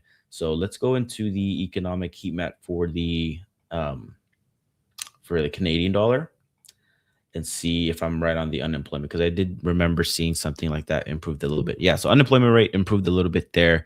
So Canadian dollar is not weak, it's not strong. The only thing that's going against the Canadian dollar long term, I would say, is the real yield. So it's the worst one here. It has a negative real yield of 0.2%.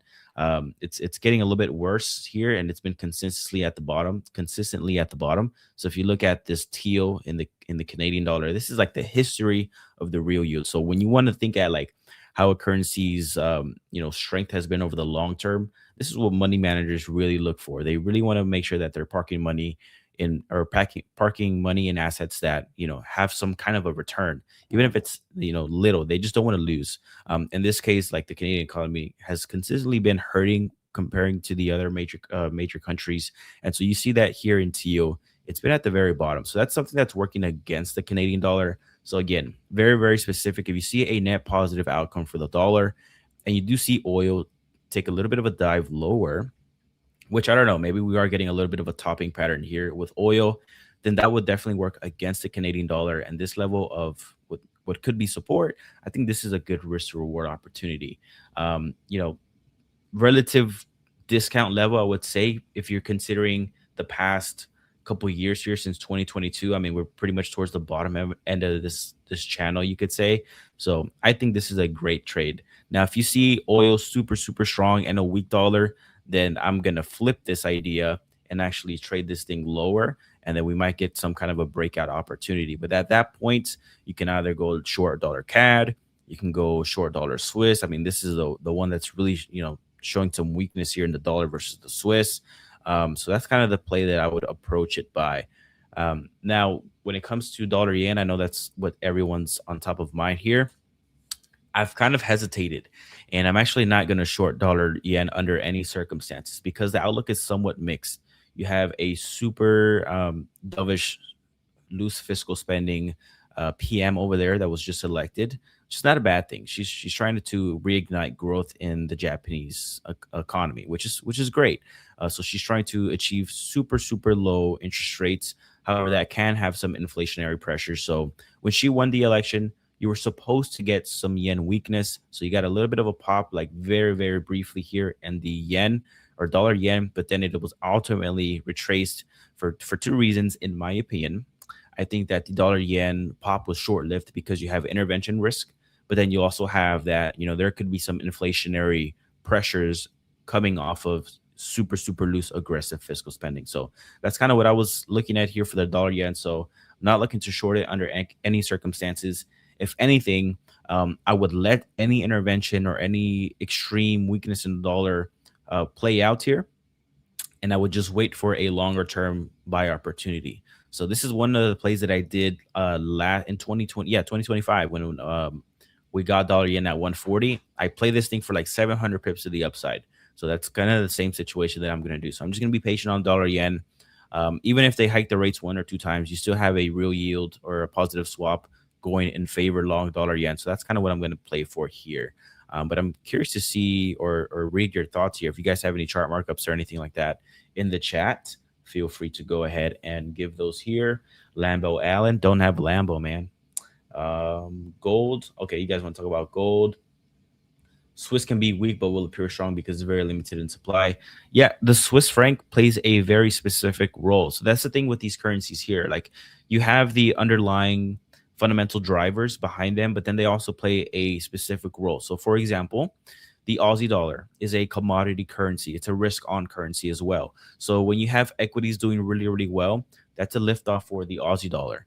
When you think of the Swiss franc as well, when you have it has basically like a zero interest rate. Like, you're not gaining anything, but it has a special role because their government, or the Swiss franc is, or Switzerland is very neutral when it comes to geopolitics. So when there's tensions in the air, people are going into safe havens. People stop caring about real yield and they care more about safety. And so that's why the Swiss franc, although it has a 0% interest rate attached to it, it really thrives in those environments. Marco, how you doing, man? Hello. I'm doing well. How are you? Pretty good. I was going over some trade ideas in currencies. Dollar CAD, which is one of them. I'm looking to play it either way. But how are you feeling, man? How's your day going? Pretty good. The Nikkei is continuing higher, so that's good for my position. Fantastic. So that's going okay. Gold is above the 20 MA, looking good, but I'm not getting the bullish reading yet. So not getting the bullish reading yet on that. And the dollar yen keeps selling off, which is pretty weird. So the dollar yen keeps just going lower. It seems to me that we won't get the intervention opportunity. Maybe not, at least in the next few weeks. I think so too. I think there's no reason for them to intervene at 154. Which was good because they were able to essentially save whatever cost it would have took to intervene by just scaring the markets into thinking they were, ready. I mean, the Fed checked the rates, right? So they were pretty much borderline ready to intervene, but that in itself was enough to cause a little bit of weakness into the dollar yen. I think although we have that PM that took over landslide victory, and her intentions are for a looser interest rates and promoting that growth in Japanese economy, I think people are a little bit more concerned into the after effects of that, which is some inflationary pressures. So I think that's why we're seeing dollar yen also take a little bit of a dive. I don't know if you heard this part of the segment, Marco, but I'm kind of just taking off the idea of shorting dollar yen entirely. And I'm just going to put myself in the camp of like, I'm only going to long it if I get a super discounted level. Are you still looking to play the downside, like maybe playing the road to 140, or are you also kind of just like staying away? The only short play for me was a possible intervention. So at this moment, I'm not looking to sell it. I don't think the fundamentals are really bearish on USD JPY. So the only play for me was that intervention. If that doesn't happen, would I look to buy at a cheaper price? Maybe, but to be honest, I don't really think so. What is the dollar Swiss doing? I haven't checked. It's getting beat up, in man. A while. Okay, going lower, a little bit at least. Hopefully it breaks down a bit more. You're watching this as well, right? Yeah. So if we get a net negative outlook come Friday with the NFP and CPI, I think that I wouldn't swing trade this because you have some upside risk as we keep getting lower and lower and lower. But I'd be looking to short the dollar Swiss intraday if I get an opportunity. So that's what I would do. And then I would be very cautious once we get to that 7,200 level here on the dollar Swiss. So up into here, this is where I would be pretty cautious. The reason being, obviously, net negative outlook would be bad for the dollar. But I also think that, at any moment you can have a flare up in volatility or flare up in escalations, geopolitics, all that good stuff. And so the Swiss franc will obviously benefit from that. So that could fuel this thing lower. especially if you get some momentum behind it, like you've seen in the past. If I, just looking right here, this recent one, like it can happen pretty quick here. So that's kind of my play for dollar Swiss. But similar to the dollar yen, I would very much prefer to just be patient and look for a buy opportunity at a super discounted level. Yeah. I do agree with you on that. Has anything changed from yesterday? Did you find something that you're looking to play, or did any of the currency pairs hit your levels? No, so that's what I was talking with my wife. Actually, we were Uh-huh. talking about it, and I was like, man, like on the stream, I feel like I kind of left people empty-handed because I'm kind of just waiting. Like I'm not in any positions. Like I got the Aussie dollar long position. I got tried out for a profit, but like I'm pretty flat, and I'm just waiting for things to happen. And so one thing that I'm looking at would be like the euro dollar. If we were to get to the 61.8%, maybe short it there. Dollar CAD as well, like looking to go long or short depending on the outcome for the dollar. And so I'm kind of just sitting on my hands waiting for those things. So kind of boring. Sucks that I'm not involved, but it's also a benefit that you're able to see markets from a clear eye view and see it for what it is, and be prepared for when things do happen. You're aware of both sides of the coin and you're ready to act. Yeah, I'm with you. I have the watch list. I have my alerts set. Just waiting for movement. And I don't think we're going to get much until the data prints. So until the NFP, which is tomorrow, and the CPI, which is on Friday. Until those two prints happen, I think the markets are just a bit patient, waiting. I mean, you can say things are heating up in Japan with the Nikkei and the yen catching a bid. So Japan is moving, but the dollar seems to be a bit undecisive, a bit kind of flat overall, and also the stock market just flat on the day. I mean, completely flat on the day, except the Dow Jones. So the Dow is flying. Any opinion on the Dow? Not really, not that I've seen anything. To be honest, no, but it's super normal for markets to kind of just stall out and trade super slow leading up into an event like that. I'm sure expectations are already priced in, so markets are pretty efficient in that. And then if you get something super surprising, then you will see markets snap back. If you see as expected, then things will just continue as usual, and then eyes will be on the next release, which is, I don't even know what's coming up next. Yeah, I think after the NFP and the CPI, I think the next thing will probably be the Fed meeting that people are looking at. As far as the US data goes, gonna have to check on that. But I mean, Powell is pretty much a lame duck, so whatever he says doesn't matter. He's gonna be out by April or May. If we get some rumors about, or actual news about the new guy, Kevin Warsh, is that correct? Kevin Warsh. So if we get some news from him or about him, I think that could actually move the markets. So pretty much a Fed meeting, I don't think is going to produce a lot of movement because Powell is going to lead the meeting and because we know that Powell pretty much is out. So we're waiting for the new guy. And do you know the exact process? Like Kevin Warsh still needs to go through the Senate, or I'm not sure how it works, but I think he has just been nominated at the moment. Nominated, then Senate, but that's pretty much like a given. And then I think it's a matter of if Powell stays on the board or not, which is another thing. But I think he's ready to go, man. Like if I were Powell, I'd be out the door too. So that's kind of my speculation there. We're getting some requests here, Marco, about gold here, which is something I wanted to ask you about. Sure. I think a different dynamic than silver. So let's go ahead and address this here. I think gold is not going to have a super sharp correction to the downside like we once thought it was. I think now we're getting somewhat of a recovery. This level here, in theory, like in hindsight, I was like, man, this is a good level. Like I should probably act on this. I didn't, but now that it's played out, fantastic level of support. It was very obvious here. I think that you have the risk of continued like escalations in the world and where gold can thrive off of. So I think there's some buyers here going into gold. Silver, not so much though. Silver showing some relative weaknesses. Actually, like there's some divergence there between the silver price and gold price. And I wanted to actually see. I think I did see a COTU report going against gold here, but let me verify before I say anything. Yeah, gold's at the bottom of the list when it comes to COT. So I'm kind of hesitant on like extreme upside.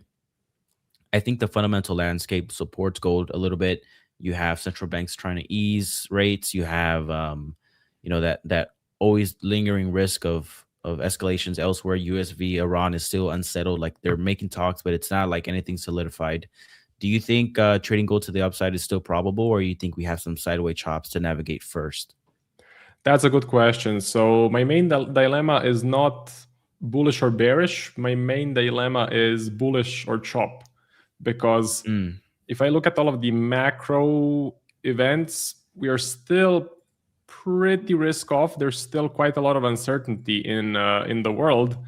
And again, Iran and the US, it's kind of they reach a deal and then it's no deal. So it keeps flip-flopping from deal to no deal, which I think is going to continue for 2026. Russia, Ukraine, nowhere near the ending is not in sight. Trump unfortunately didn't manage to do anything on that front. Then you have Greenland, then you have Venezuela, then you have tariffs, So Trump, if he slaps on a tariff, it's going to be a risk-off play in the markets. Gold will or should go up. It did go up in the past when he slapped on tariffs.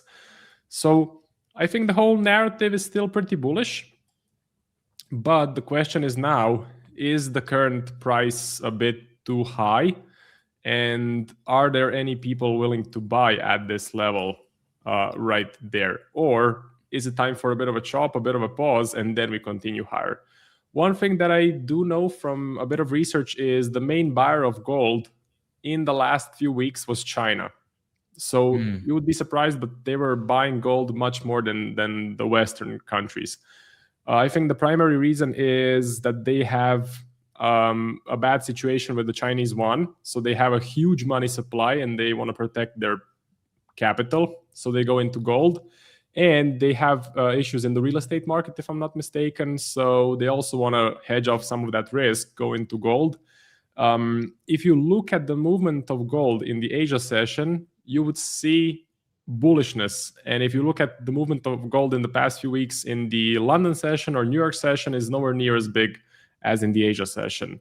So fundamentals in China are still the same. There's still uncertainty with the real estate market. Chinese yuan is still being printed out of thin air, and the money supply is still huge in China. So people still want to buy gold, which is a huge bullish catalyst. So if I had to pick, I would say we may chop a bit, but eventually we will continue. And I would say it's going to be pretty soon. So if we get an NFP print and a CPI print that favors gold, I think the edge finder can flip to bullish, and I'm going to be in. So I'll be taking a buy setup somewhere near these levels. That's sort of my game plan. So what about you? If you had to make a decision right now, or let's say in a week or 2 weeks, what would you do? Yeah, I like the way you stated it. It's not bullish or bearish. It's bullish or chop.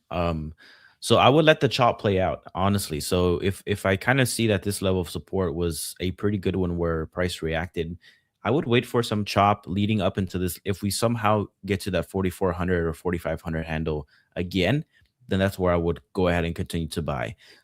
Like you said, there's a lot of dynamics in favor of gold. Like you have, China buying up a bunch. They've been buying for a long time, or everyone's buying really. Like gold is just one of those things where the underlying dynamics promote a drifting higher price, just like equities, right? They just drift higher over time naturally. And so if you're just looking at relative price action, I would look for that 4,400 handle.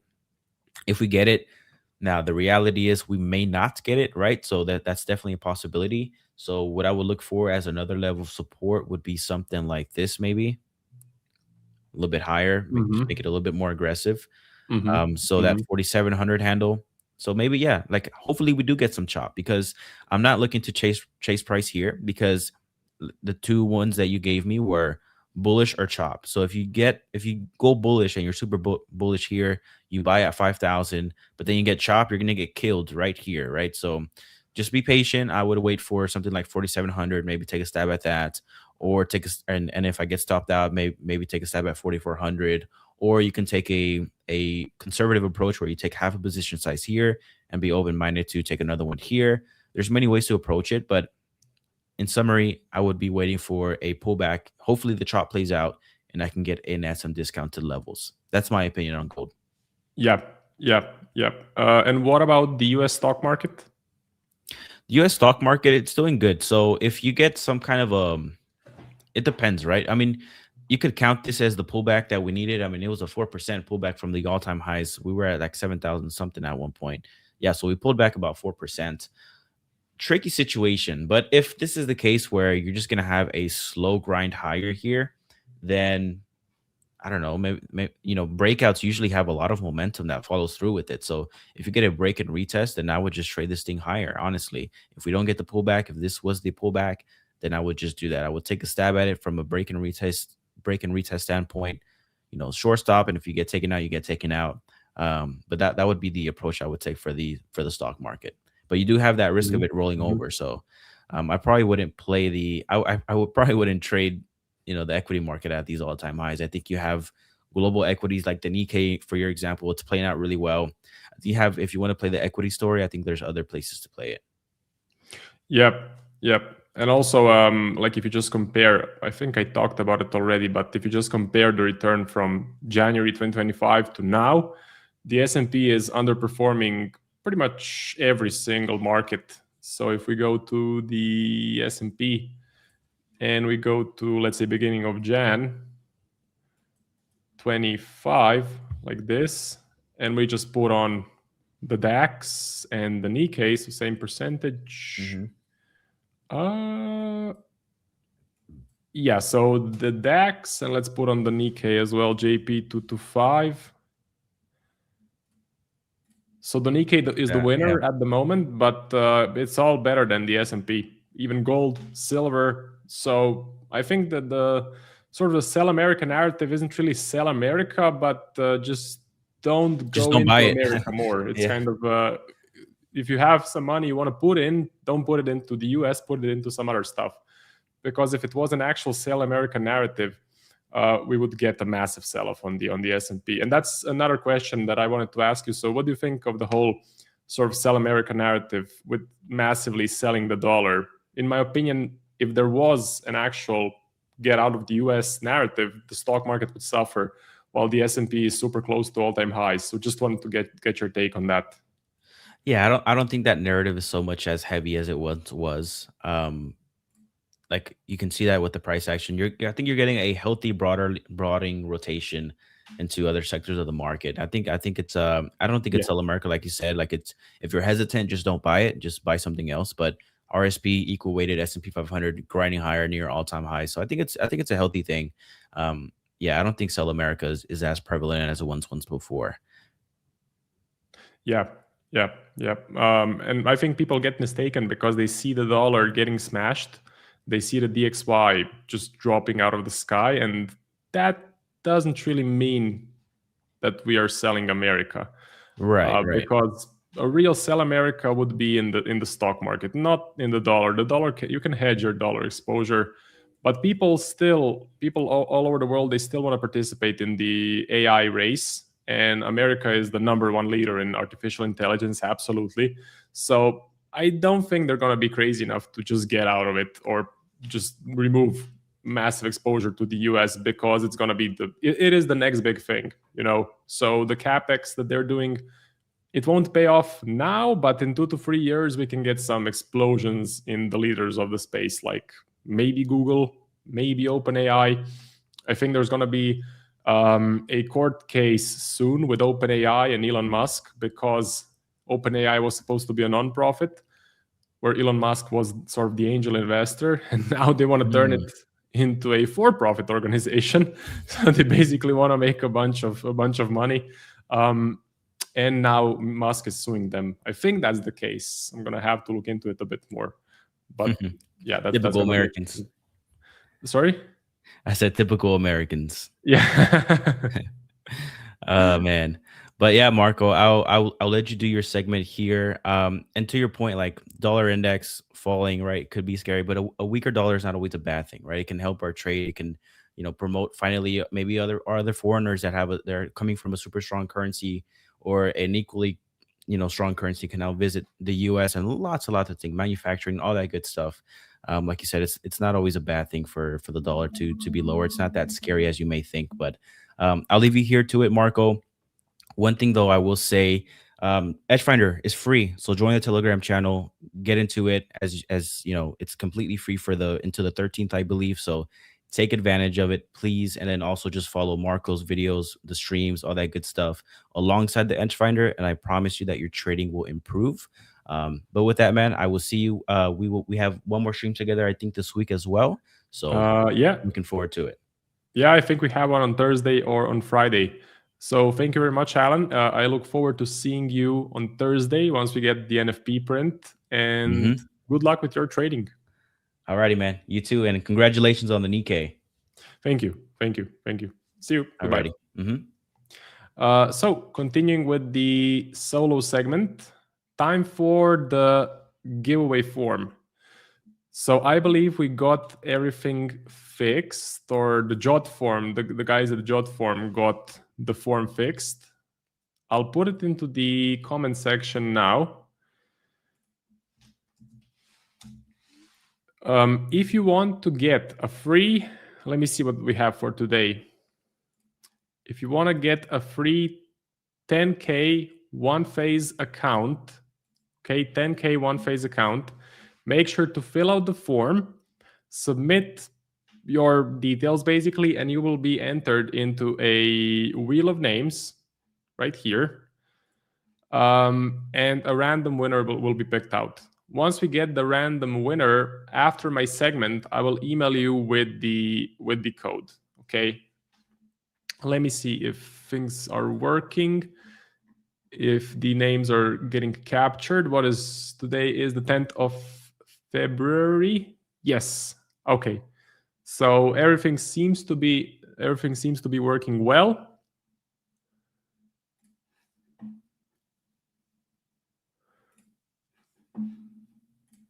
Okay.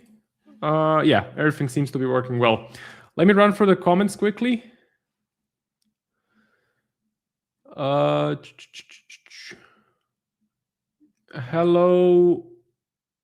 Oatmain. Hello, Solomon. Hello, the shiny yellow metal. Hello, sir. Any thoughts on gold after retesting?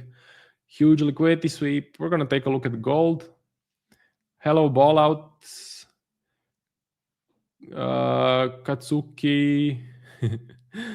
What do you think of USD ZAR? USD ZAR. I don't think I have any way to trade it. South African Rand. Yeah, I don't think I have a way to trade it.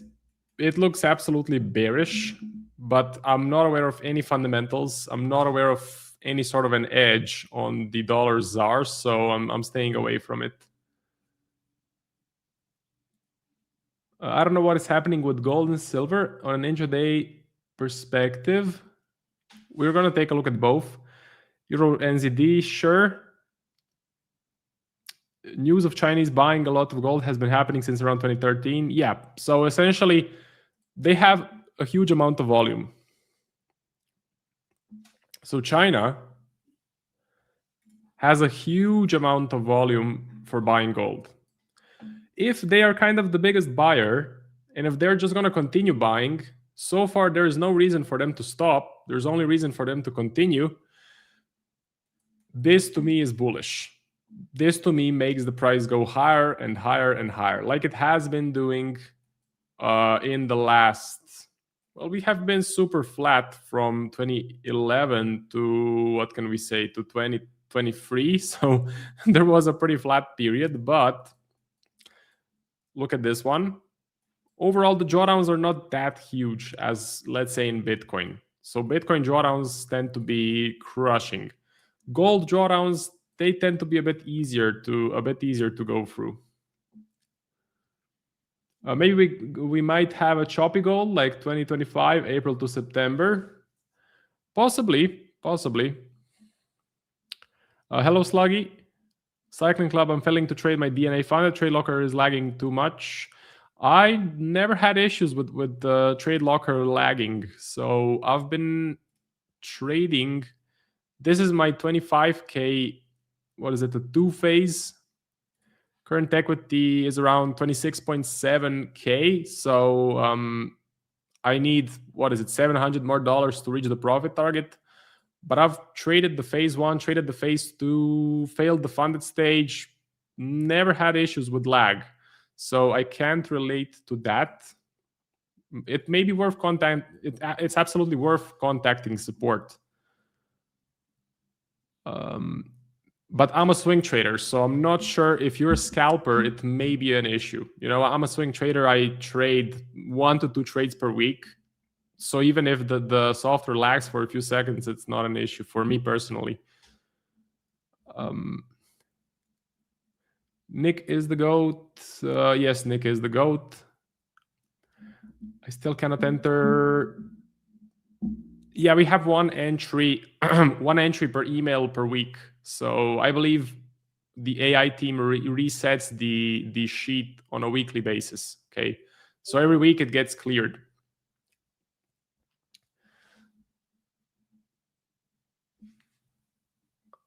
The Russell setup played out as planned. We'll take profits soon. Russell, let's take a look at the Russell.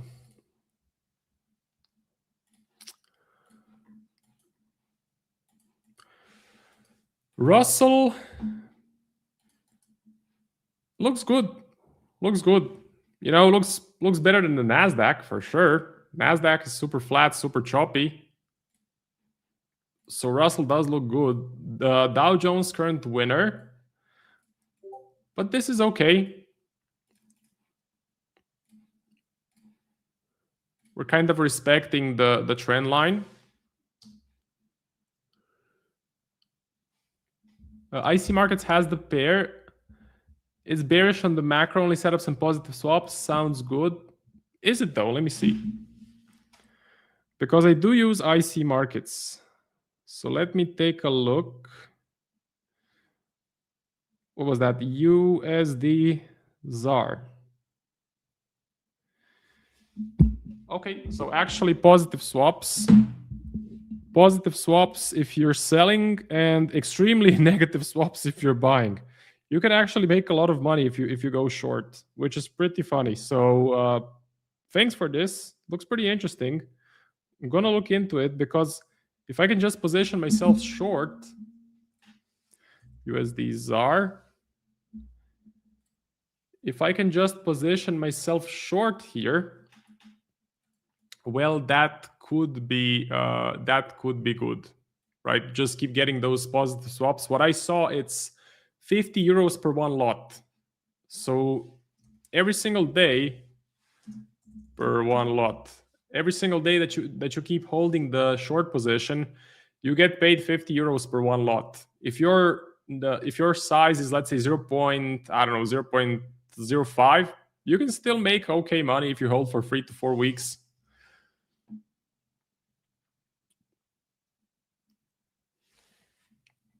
Maybe tunnel lags on Windows. Yeah, I'm using a Mac, so I'm not sure how it is on Windows. Can you cover NJ? Yeah, sure. Let's take a look. NZDJPY. And by the way, hello AV. Welcome to the stream. NZDJPY looks great as far as technical analysis goes. Edge Finder, very bullish score, which is great to see. We have some free room up until the resistance level. This is pretty good. This is pretty good. We are now sort of approaching the 20 MA, which is a nice level to look for an entry.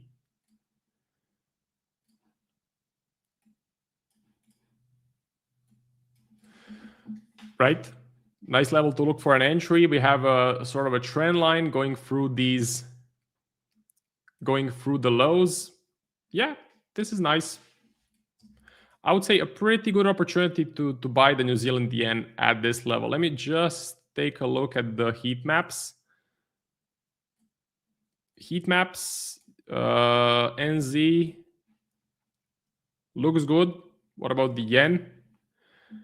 Yen is pretty bad. As far as just the numbers go, yen is pretty bad. The only sort of risk that you have is the new PM, the new prime minister, and the lower house election that we had.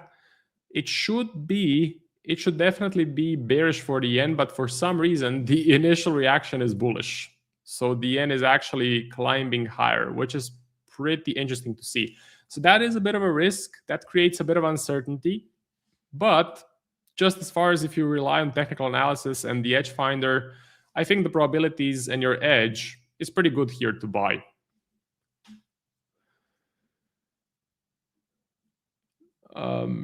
Marco, either you trade and forget daily or weekly or nothing. Can't really do anything intraday.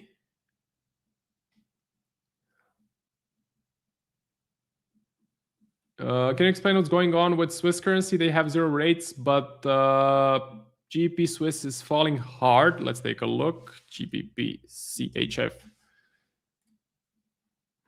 GBP CHF. GBP CHF. So let's just take a look at the edge finder first. Let's look at the UK. UK 50-50. CHF bearish. And looks like the UK is losing value against the Swiss. What about the edge finder top setups? GBP CHF. Neutral reading. I can't really explain it if I'm being honest, but it seems that the Swiss is gaining value across the map. You know, so GBP Swiss is going down, USD CHF is going down. What about the Aussie Swiss? Because the Aussie is a pretty healthy currency. Okay, the currency that is actually doing good against the Swiss is the Aussie. In my opinion, the Australian dollar right now is the strongest currency in the market. So seems that the Aussie is appreciating against the Swiss. So it seems like the Swiss is better than the dollar, better than the pound, but still below the Aussie. It's not all about the interest rates, right? So they have 0 rates, but pound Swiss is falling. I know it seems like that. I think we can also go to the edge finder and I can show you. Although I did forget where it is. I think it's here. Yeah, this is it. So the real yield, let's take a look. Swiss 0, or let's see. Oh, how can I get the number here? Just hover. So anyway, it's a bit negative. For the UK, it's positive. So the UK does seem like a more attractive thing to be in. But in the markets, it's not all about the interest rates. Sometimes there are underlying forces that are moving the price. To be honest, I don't know why this is moving lower. I just know that the situation, if you look at the UK, the situation is not so great. Some long-term numbers in the UK, for example, if we go to the GDP, you go to GBP. So it looks fine. GDP looks fine. Inflation is pretty high. Inflation 3.4%, that is really high inflation. That's a problem. And I think the labor market is not doing well in the UK. Let's see. Unemployment rate 5.1%. That is a bit higher than other countries. Let me see. Swiss, okay, but it is rising. It is rising. What about the euro? 6.2%. GBP.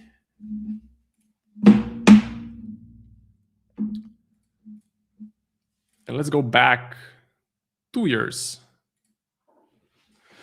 Yeah, rising unemployment rate in the UK, which is a bit problematic. The biggest problem, though, is inflation. Let's also see the pricing with the rate cuts. If we go to central bank rate forecast, this is an awesome website that I found on the internet. It basically tells you what is the expectation of a central bank? Will they hike rates, keep the rates the same, or cut interest rates? If we go to the BOE, Bank of England, there is a 72% chance of a rate cut. What is a rate cut? Rate cut is bearish.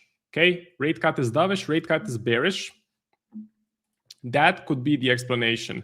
If we check GBP/USD, it should also be going lower. Not really. But if we check the Pound Aussie, it should for sure be going lower. Yeah, Pound Aussie flying lower. Looks like it's the rate cut expectation. See? Big chance of a rate cut. Marco, where are you from? I'm from Croatia.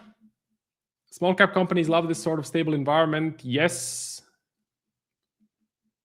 Yes, you are correct. Swiss always wins long term. I mean, Switzerland is a really healthy economy. You know, they are a really rich economy, really healthy economy. So the GBP, the UK is not doing well. Yeah, that website is pretty cool. It's amazing, and it's absolutely free. Like, you used to have to pay, I don't know, hundreds of euros per year to get access to these numbers. Like, you can probably go to Financial Juice and get the pro subscription to get these numbers, but now you can get it for free for the US, Europe, Japan, England, and Canada. So let me see how many entries we have for the giveaway. Last chance to enter. Let me go to the form.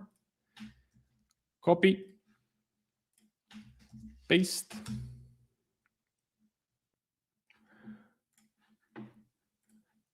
Let's see the entries. Today is the 10th. Okay, so last chance. Click the link in the description, fill out the info, and then you'll get entered into a giveaway for a free DNA-funded 10K one-phase account. Okay? What is the name of the site? The name of the site is rateprobability.com. I'll put it in the chat.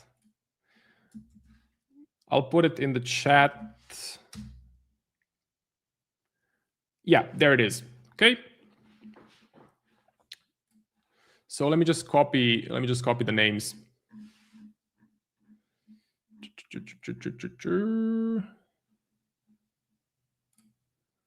Okay, start from there. That's it. Copy.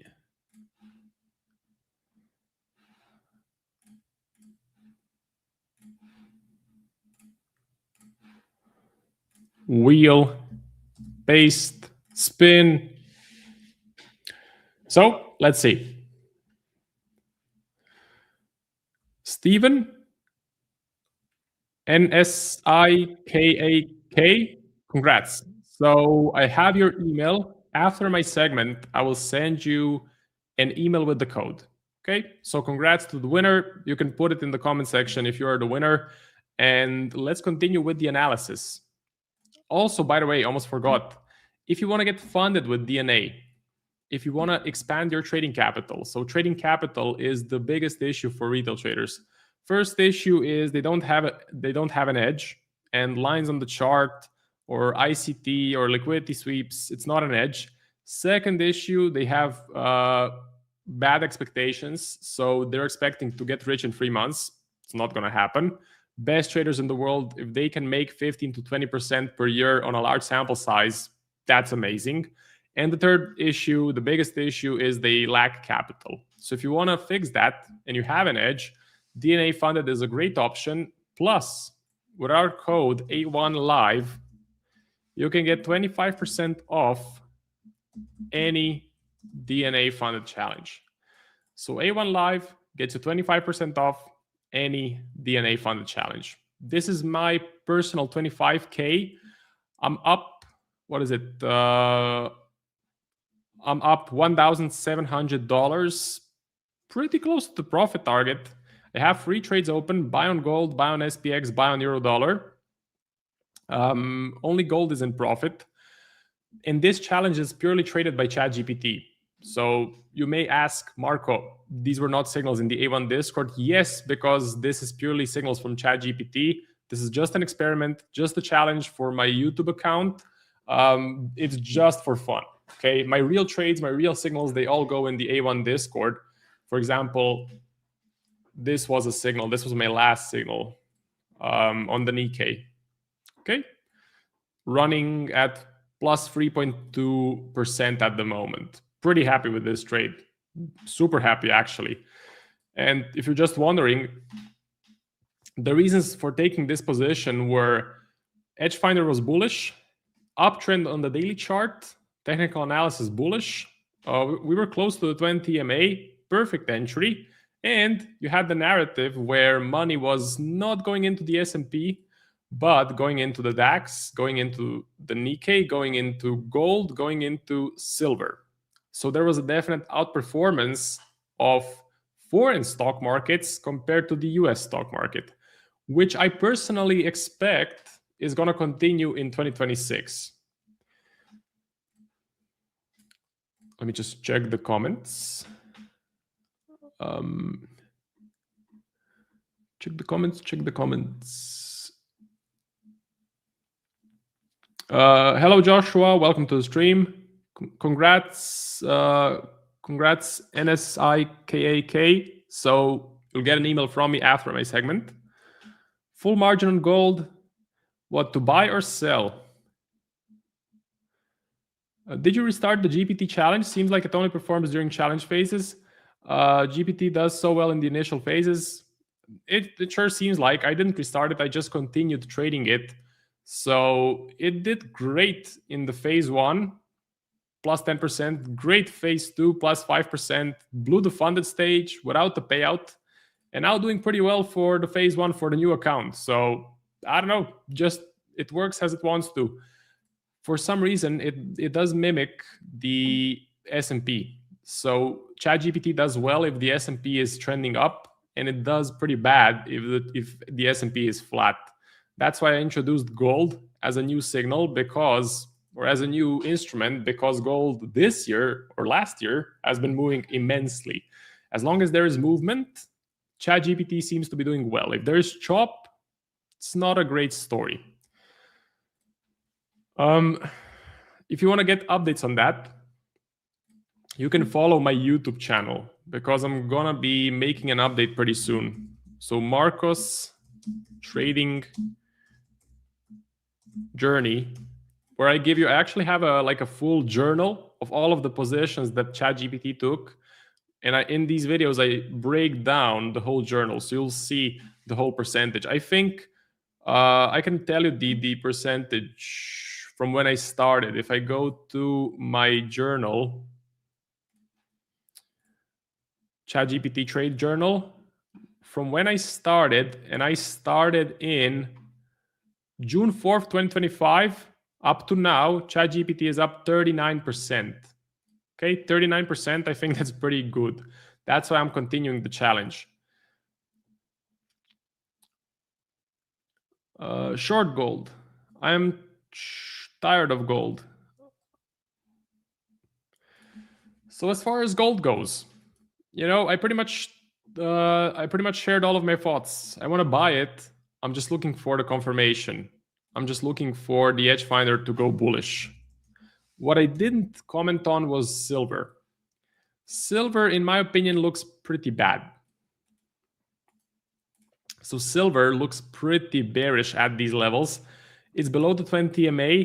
There's a bit of a lack of narrative around silver. I mean, gold is much better because gold is a pure investment vehicle.